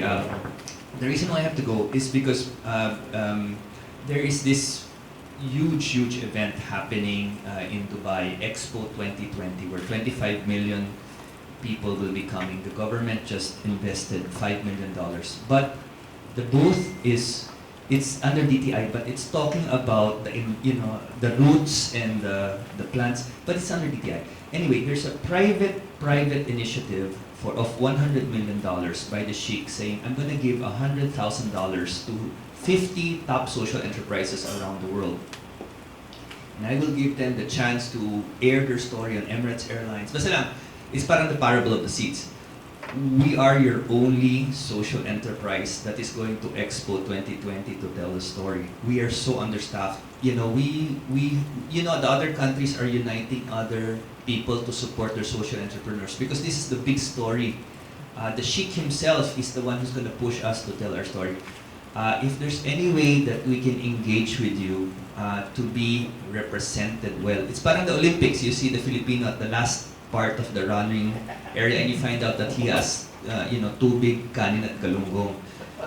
This is another kind of social Olympics, which is the World Exposition. And we want to tell a good story. It's not just our idea, but hopefully we can push other. But if you guys are interested to work with us to represent the Philippines, we are your Philippine team. We would love for your best ideas so that we can tell a great story when we get there. 25 million people. It's a great way to rebrand Filipinos from just receiving money, which is CSR and handout, into changing the world through business models. And we think we can show how Filipinos can change the world. And we hope this goes through, and we'll gladly offer whatever we can, whether our philosophies are yes or no, but it's a good discussion, no, sir? And it's coming out. It's still a continuing discussion. But anyway, for that, if you will coordinate with Jojo, I'm sure there are many people we're in touch with. If some of you want to join one group on doing the studies, please inform Jojo also. And then we will create a Viber group just for this discussion so that people can join us online. We want students, etc., to join the conversation. Our target is to be ready with something by the second session, not the first session. So there's time, because we already know that we have sponsors.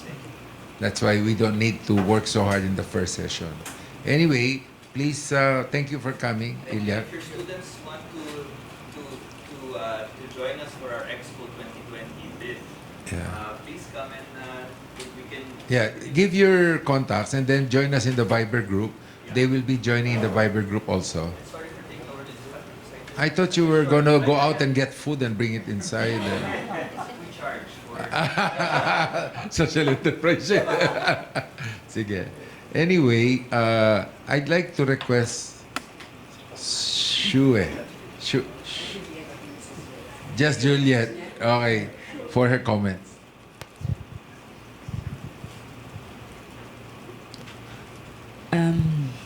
Yeah, there goes a lot through my mind now, but I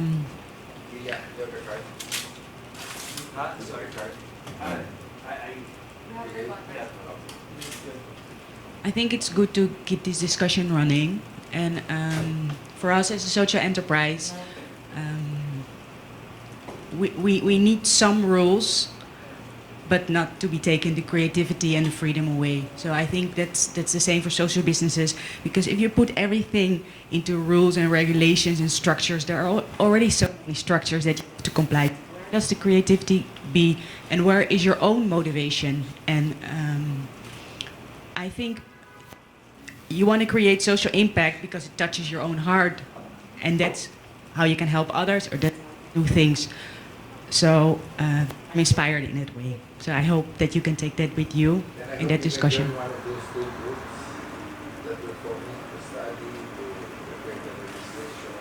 I'll think about it.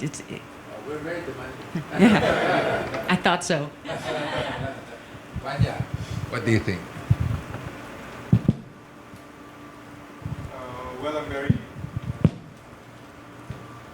I'm glad to be here. It's very insightful. I personally came from a corporate world. The project that I do now used to be a CSR project of our company, which eventually evolved to be its own social enterprise. So I think why social enterprise is such a big thing now is because there's a need now. Maybe 50 years ago, we still have enough water to drink, enough trees but now it's different. We now know that the world is not so vast that eventually we can pollute all our waters and pollute all our airs. So maybe this is, yes, I do also believe that we should have some kind of legislations, when it comes to it. Like when a social, for me, it's like more like if a social enterprise helps the community, helps the country, helps the government in certain social issues, then the government should also support this kind of initiative. Why wait until, okay, this logging company cuts off all the trees and then government has to spend to rehabilitate? Oh, this company destroys our waters and then the government comes in to find funds to why not support social enterprise that protects them in the first place? So that's my... So let's go now into what Dr. Frankie was mentioning. Let us talk about what should the legislation include. Okay? Any suggestions? What do you think should be? Because remember, for it to be easy to pass, we should keep it simple, straightforward. Let us ask only for the most important thing. If we, for example, cannot define, there'll be a problem because then there'll be all sorts of people applying, calling themselves social enterprise and so on. So how that is, I don't want to use the word supervise, but let's say supervise is going to be critical. Who is the one that will say, yes, you are a social enterprise? The group of Lisa wants to be the one to do that. And I was saying, we have a problem because we work with so many networks. We don't want to be the one to do it, although they ask. I said, no. So that's one issue. Who will say? So there has to be, whether we like it or not, some criteria.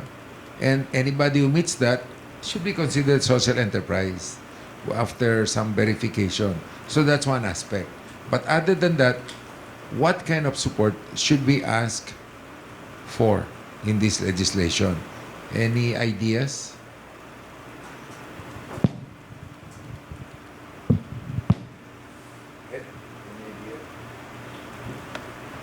We're just stating everything, and then we'll just... For example, in the case of NGOs, there is a certification given by PCNC, Yes. Philippine Council for Non-Government Corporations or something. And this is actually a joint undertaking of government and the private sector. Yes. So there is an evaluation done by the member organizations to make sure that the NGOs that apply are really honest to goodness NGOs. That's why when you talk of the Napoles case, look at all the organizations that were able to get funds from congressman, senator, or whatever. Not one of them is a PCNC accredited NGO organization. So it seems the system is working, you know. So probably we can do something like that. There's a definition, and then there is an agency, a joint government and private, that will evaluate whether it is a honest to goodness social business or social business or whatever. Okay, thank you. We just have to be careful. When PCNC was being set up, they asked me to be a member of the core group. I said no. I don't want BCYF to be registered with anybody, but that's a personal choice. It's geared for a lot towards corporate foundations. No. When we were talking about it at the beginning, and I said it should be anybody. For example, if you don't have 1 million pesos, why are you prevented by the SEC from putting up a foundation? I don't understand that. Because that's a requirement. Why is there such a minimum? That's another conversation. So there should be a conversation, not necessarily today only, just on understanding how that certification is going to be done. It cannot be PCNC. It has to be another body. No, what I'm saying is we can put up a Yes. different council for the social business. I know. It's similar to PCNC, but the point is, if there's going to be incentive, there should be a certifying Of course. organization. Of course. So where do we pattern it? Well, Yes. it can be patterned after PCNC because it's a joint Yes. government and private Yes. to make sure that no hanky-panky or whatever. And I'm sure that they're ready for that because that's part of the problem when we were talking with I was talking to the head of the Congressional Committee and the head of the Senate Committee. That was the problem. I said, so how will you determine which poverty alleviation groups? Because there are no old poverty alleviation groups, they're all new. Whereas those in social enterprises and social business, especially those that came from the corporate, have been around for some time. Although PBSB, I'm hard pressed to include it there because it was set up on a very different platform of mandatory corporate contributions that they've now removed. So they have no money anymore. Listen up. From ano yan Fundación something from South America.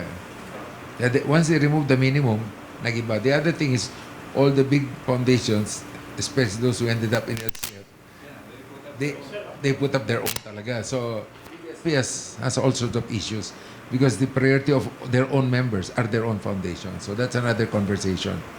Anyway, so that's one. Thank you. So we will find a way, Jojo.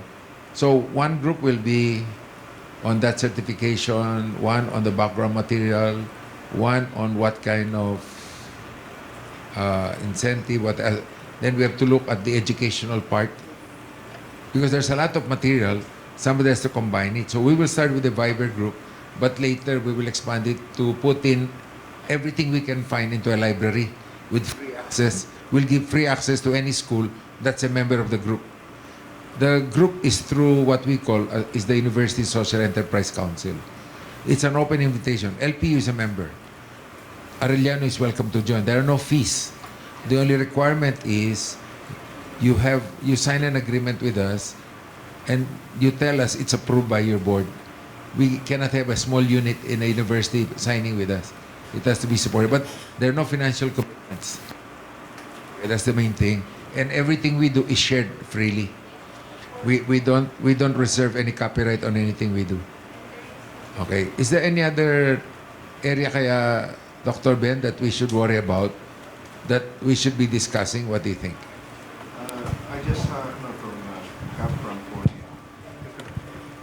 And meron silang legislation na sa social enterprise. After more than 10 years of implementation, they are now discussing whether to shift from accreditation to registration. Kasi ang hirap daw na accreditation. May mga criteria.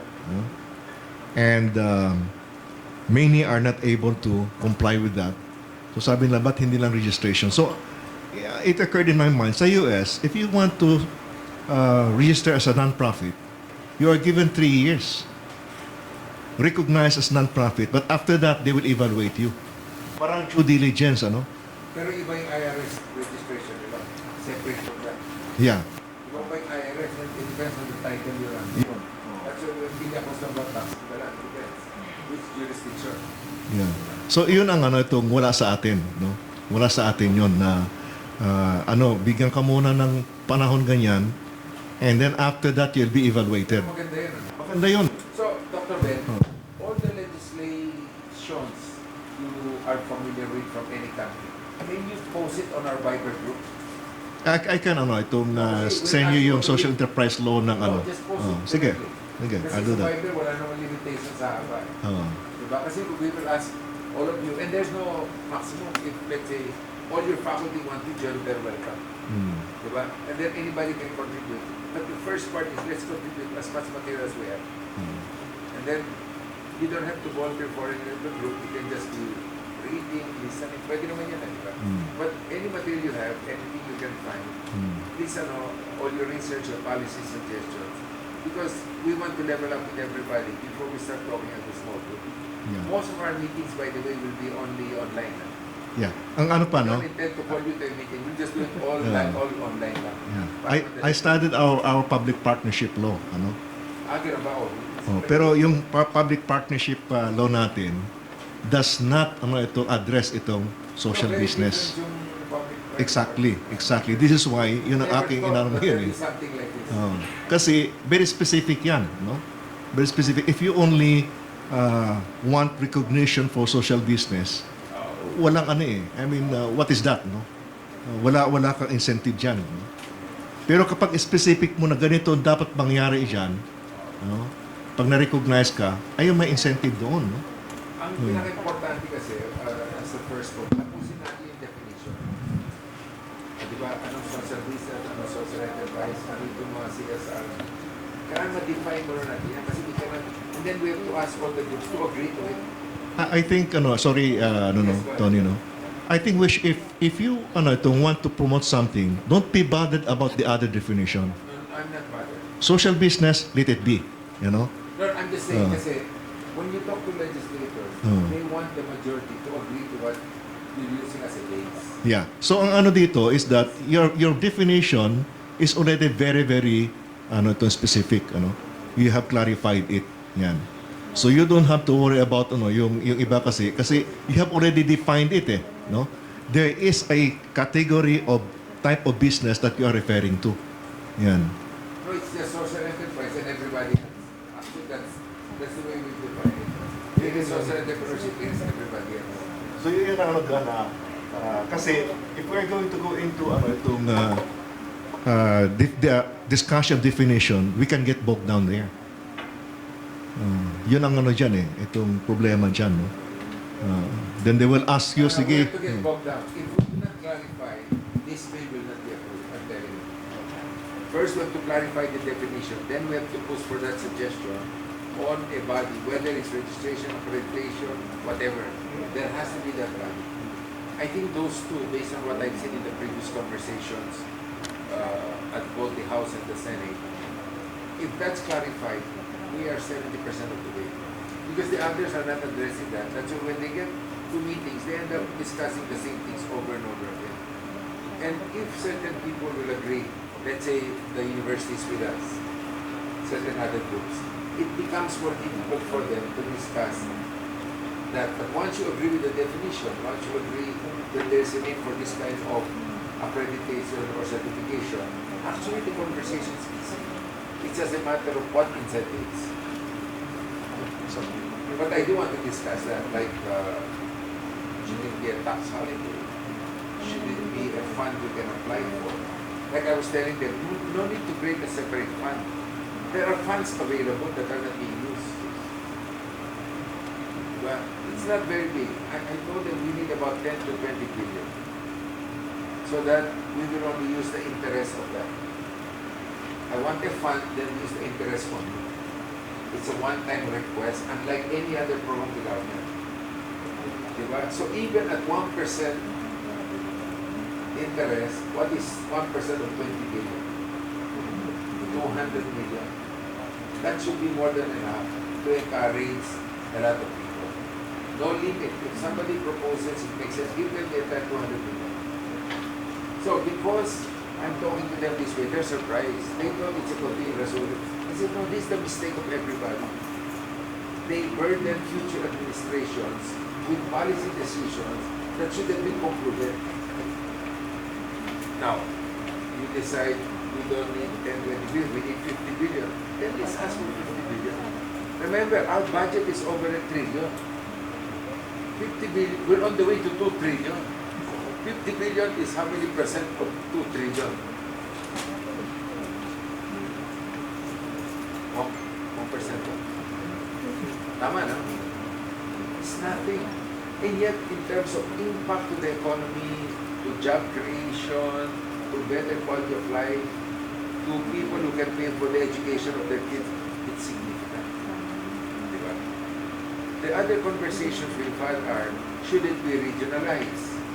Because people cannot come. I said, don't worry, if there's money available, then find a way to go there and apply. You don't have to worry about, it's just an information campaign. Diba? Through social media. I said, we don't even need posters, etc. Just put on social media, ask them to announce it. Even the churches will support this. Because this is good for faith. So anyway, those are the kind of things I'd like to request us to think about and then to suggest.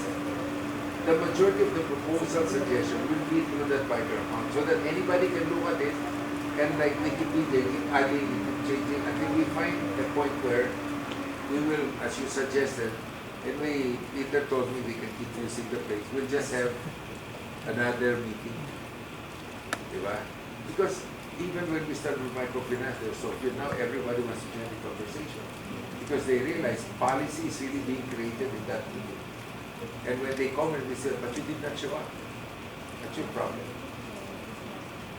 Same thing for us. So if we exclude a sector, it's not our problem. so long as we really invited them. If we did not, then Jojo and I would be really invited. Because the invitation I said was this. Alright.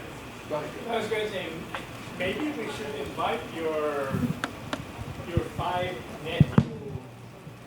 No, no, the one who are ready to come are the chairman of the 2 committees. One is in it.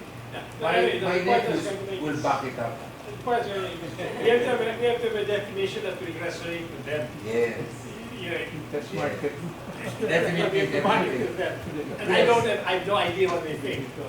I'm thinking that BCI will bring 5 things. One will just be an updated, a more straightforward and more directed definition. Then I'll ask everybody interested to sign. Okay. So half of the printed material are the signatures of people and organizations. So that's one. So that when they argue about the definition, they have to argue with everybody who signed it. Make it more difficult. Then the second one will be a draft of how accreditation registration is exactly following the PCNC model. It's the only good model around us. So something similar. Then third will be a summary of all the literature, all the materials, etc.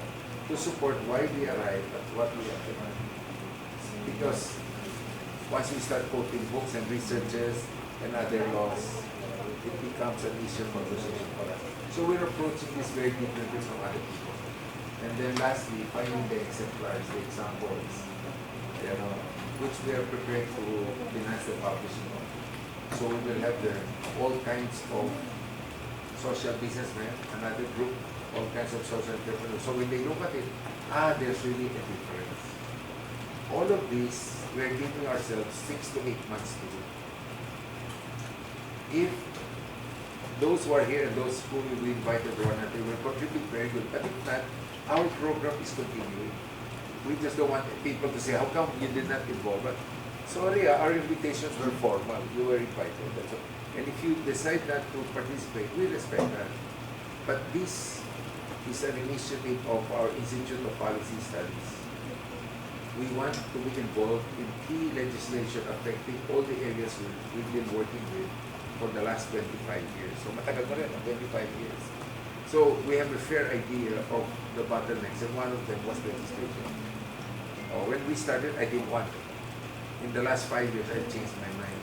So I agreed to a lot of, so we've been named the person involved in the social development space. I have regular meetings with them. Quiet, nothing, sometimes just 3 of us, 4 of us. Small group meetings. We tell them this is something we can throw in the wastebasket, but well thought out. And I think they're not used to that because we're not lobbying for anything. You don't even have to recognize it. That's what we say. Just do it. Even we will agree to apply. We don't have to have any automatic space in the conversation. And then all those who will be active, they can be everybody except those who was involved. There's no problem. And I think they're not used. Of course, then when my relatives talk to them, they're surprised. Okay, we have a lot of people. See, most of the Senate agrees with us. The others are not so familiar. It's not a controversial topic, as I say. It's just that we have to do it correctly. So, 18th Congress, it's approved. Remember, there's so many, House, Senate, BICAM. So we have to think, what will the BICAM need? What will these people need? Who are the main sponsors? My proposal is everybody should sponsor. If not the whole Senate and whole Congress, the whole committee is involved. There's more than one committee involved kasi those in business will be affected, the tax people don't like it. And I said, why should it be automatically tax? Why can't it be like after 3 years if you're still okay, or 5 years, then you can get your tax. It's not at the beginning. And then it's a fund, and not asking for continued support. Who will manage? I said, you decide. If you want more cabinet members, we don't have to. If we have 1 or 2 members, di ba? Gusto nyo, walang private, okay. You want to put there, BCY can never be involved, it's okay. Di ba? And I think they're very surprised because we really have no agenda other than doing this correctly. And so, since we're involved in many things in the previous administration, I know we can produce. I mean, I have written some laws that have been approved, so I know it can be done. In one, I had 200 co-sponsoring. Because I'm not doing anything that is controversial, it's good for anyone. So if you could kindly volunteer and remember, these are all online conversations. So your contribution is online, unless you say it's a private message, you don't want anybody to look at it. Please tell Jojo or we will make sure it's private. And I receive a lot of that. So I have a private email address that I don't tell people that I give them because I receive emails that I don't like that guy. Be careful about that guy. Okay, but I think everybody's entitled. If they can do that, they can do that to me and everybody else. It really doesn't matter. Okay, but we receive those and we never share those. So ano pa? What else should we discuss before we break for lunch?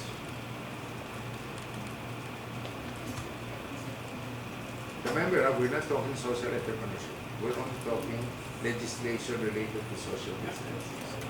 If you have no question, I have 3 questions for the body. My first question is, we put 7 categories of businesses there. Should we remove any of them or should we add other groups there? That's my first question. Then we go around the table. 7. Should we add or remove anything to that group of 7? Kasi that's critical, di ba? Who will be covered by the bill? Kasi whoever is covered, we will have to be in dialogue with them. And our problem is, who is the right representative for that group? Like the three, marami. Co-op, may gobyerno, may private. Yeah. Can you post it, Jojo? Pakita mo yung ito. The SB, pakita pa, they can look at it. Yeah, kasi they have no copies of that. But diba, that's one of the first problems I see. Kasi everyone in that list, you have to look.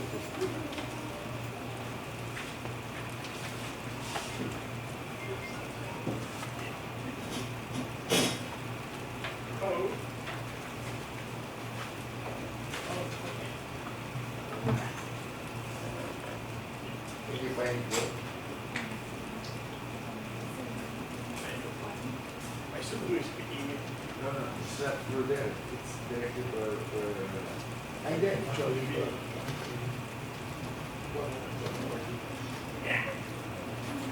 oh, wala ko siya.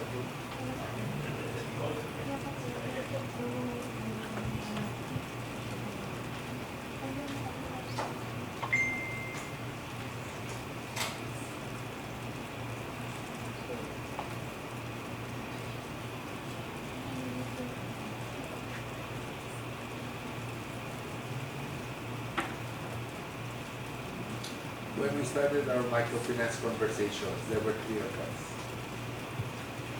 The next one, there will be 50 of us. And by the way, everybody here, in case you're curious, you're welcome to join because microfinance, micro entrepreneurship is part of social business in our definition. So if you want to attend, again, our events are free. There's no limit to how many you can join. You can join or you can be in the audience. Please take note. Joke lang ng microfinance, Roundtable. July 22 at the BOI boardroom. Just text Jojo you're coming so we can make sure there's a seat for you. That applies to the students if you're interested. This is an emerging, there will be a demand for a lot of teachers in this field. By the way, yung grupo dyan, kami yung committee that push for that CSR. Although they tried to do it with M8 and M8 didn't know what to do with it. So bumalik na naman. They ended up talking to the schools. Kaya lang, ang ginawa nila, they combine it with the governance and ethics codes. Diba? Medyo matugot. So hindi alam nila. Pero kaming lalabas ng platform for those who want to sign up for the Asian CSR Institute. We're coming out to the Asian CSR Institute for teachers who want to be certified and for students who want to be part of that at the beginning. Kasi there we have faculty handbooks, we have cases, we have reading material. The head is Dr. Prakul. We will launch it sometime by September.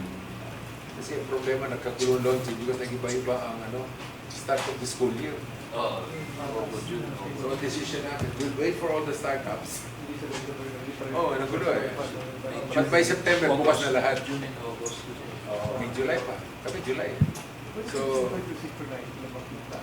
kasalanan ng check. Edit namin yun. Edit namin. They will just have to tell us. Wala.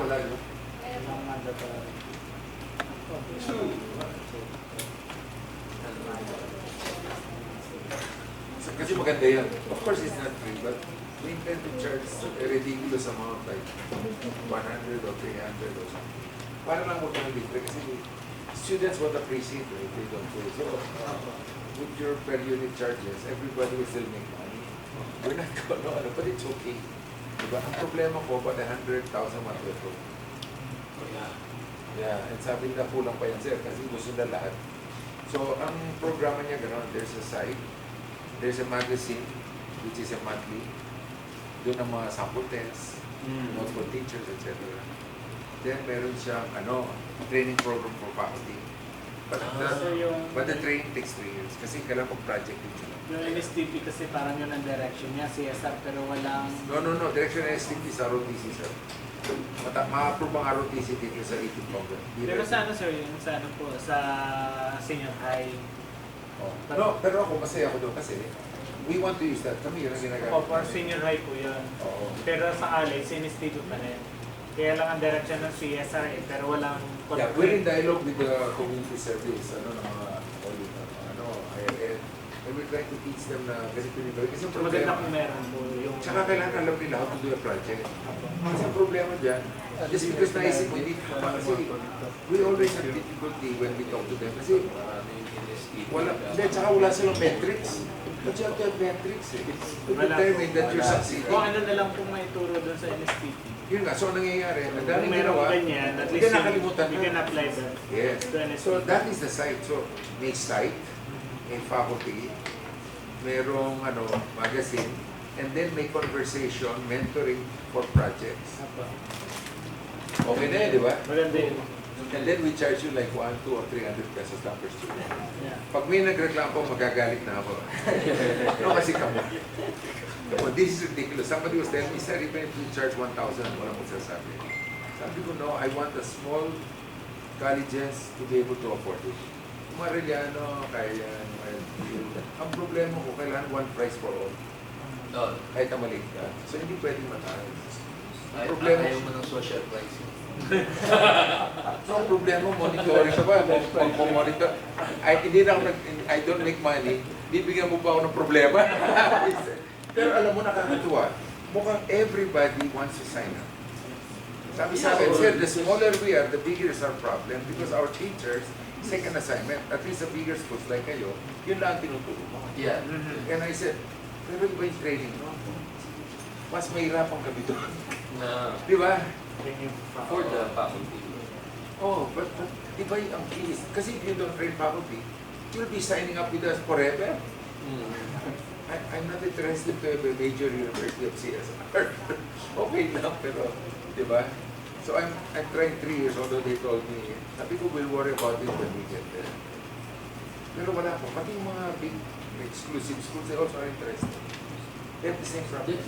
That's why last meeting ko, nag-attend ng Ateneo, nag-attend ng last week. Kasi they realize, pati sila. And then the few who are supposed to be qualified, nawawala, pumupunta sa corporate. Like UAMP, ang dami lang nawala. Pero we've been doing CSR at UAMP for more than 10 years. One of our pioneer partnership. Diba? Tapos ang daming research opportunities. So we want the people in the schools to join us so we can just refer it to you. Kasi kung hindi, PCR Consult, which is our consulting intern, lalaki na lalaki. We're doing studies even in Chile, Australia. Grabe ang demand. And you know, we're charging international rates. 5 weeks of work, I pay each researcher 300,000. 5 weeks. That's why everybody wants to research. Yeah, but that's low by international standards.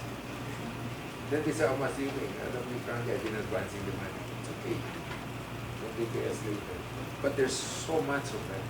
Ang problema lang, what's your credential? What? Okay, may doctorate ka, pero why do you say you can do CSR? So that's the problem. That's why you need to be involved in these things. Oh. Okay, pero, partners, meron ko ba suggestion? Meron ba tayong dadagdag o alisin? Yeah, it's there now. Please look at it. Are we removing or adding anything? Yeah, laki mo, Joe, kasi sabi mo na. Kanina binabasa din rin ako, hindi ko mabasa. Kasama dapat ang number 1 o hindi na? Okay, any objection? Okay. Number 2. Oh, dapat cooperatives. Cooperative. Okay, cooperative. Okay lang. Okay ba yung cooperative na kasama? Cooperatives. Okay, number 3. Fair trade groups, kasama ba? When you read their principles, matutuwa ka. They have nice principles. Okay. Number 4.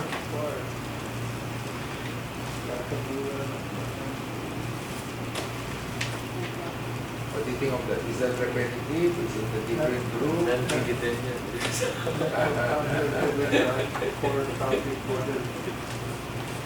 do you think? Meron ba, are there really organizations that are not for profit but use a business model? Ito ba?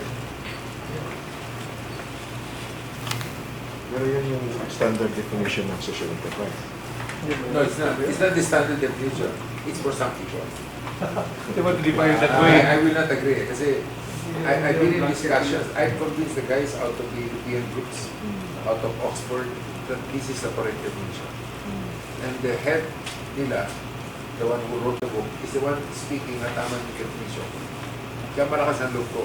I know the Europeans are with me. The Americans, it doesn't matter. Diba?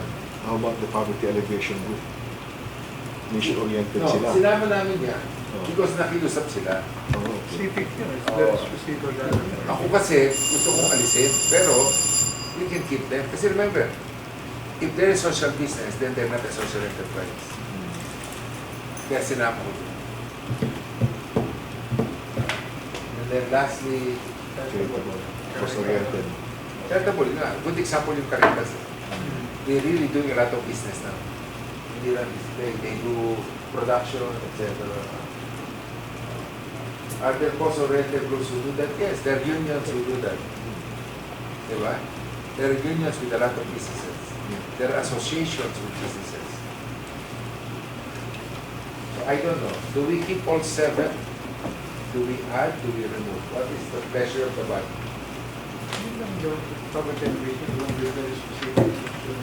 Kaya nga sinamok sila sa social business. They don't realize pag sinamok sila doon, sila kasama sa social enterprise. Kasi it comes from the same group, then binivide ko nga ito. So we keep for the moment, and then if any of you think of a need to add something or to remove, please join the Viber group. Do you all have Viber? Everybody here o maraming walang Viber? Is there anybody here with no Viber account? Wala akong WhatsApp. But it's a downloadable app. So what's your pleasure? Viber, WhatsApp, WeChat? Sorry, Julian. Viber na lang daw. Okay, so don't forget, after lunch, before you leave, please, please sign up already. Just send us a picture or something so we know you came for this. Okay? So by Numbala, we will have a group picture. Kaya I didn't want them to leave sana, but it's okay. Let's have a group picture. Of course. And then yung lunch can be served. Mag-closing lang and then mag-picture taking. Dapat walang, walang bintana kasi So, saan tayo? Maybe dyan. Hi, I'm Janice po. The College Secretary of LBU Makati. Okay. Hello. Good afternoon. Hindi It's pa about naman. to be afternoon, but good morning and good afternoon to each and every one of you. I am Parish Secretary for Quality Advocacy. We are glad to have you here in our campus and to have you maybe next time our lawyers can join you.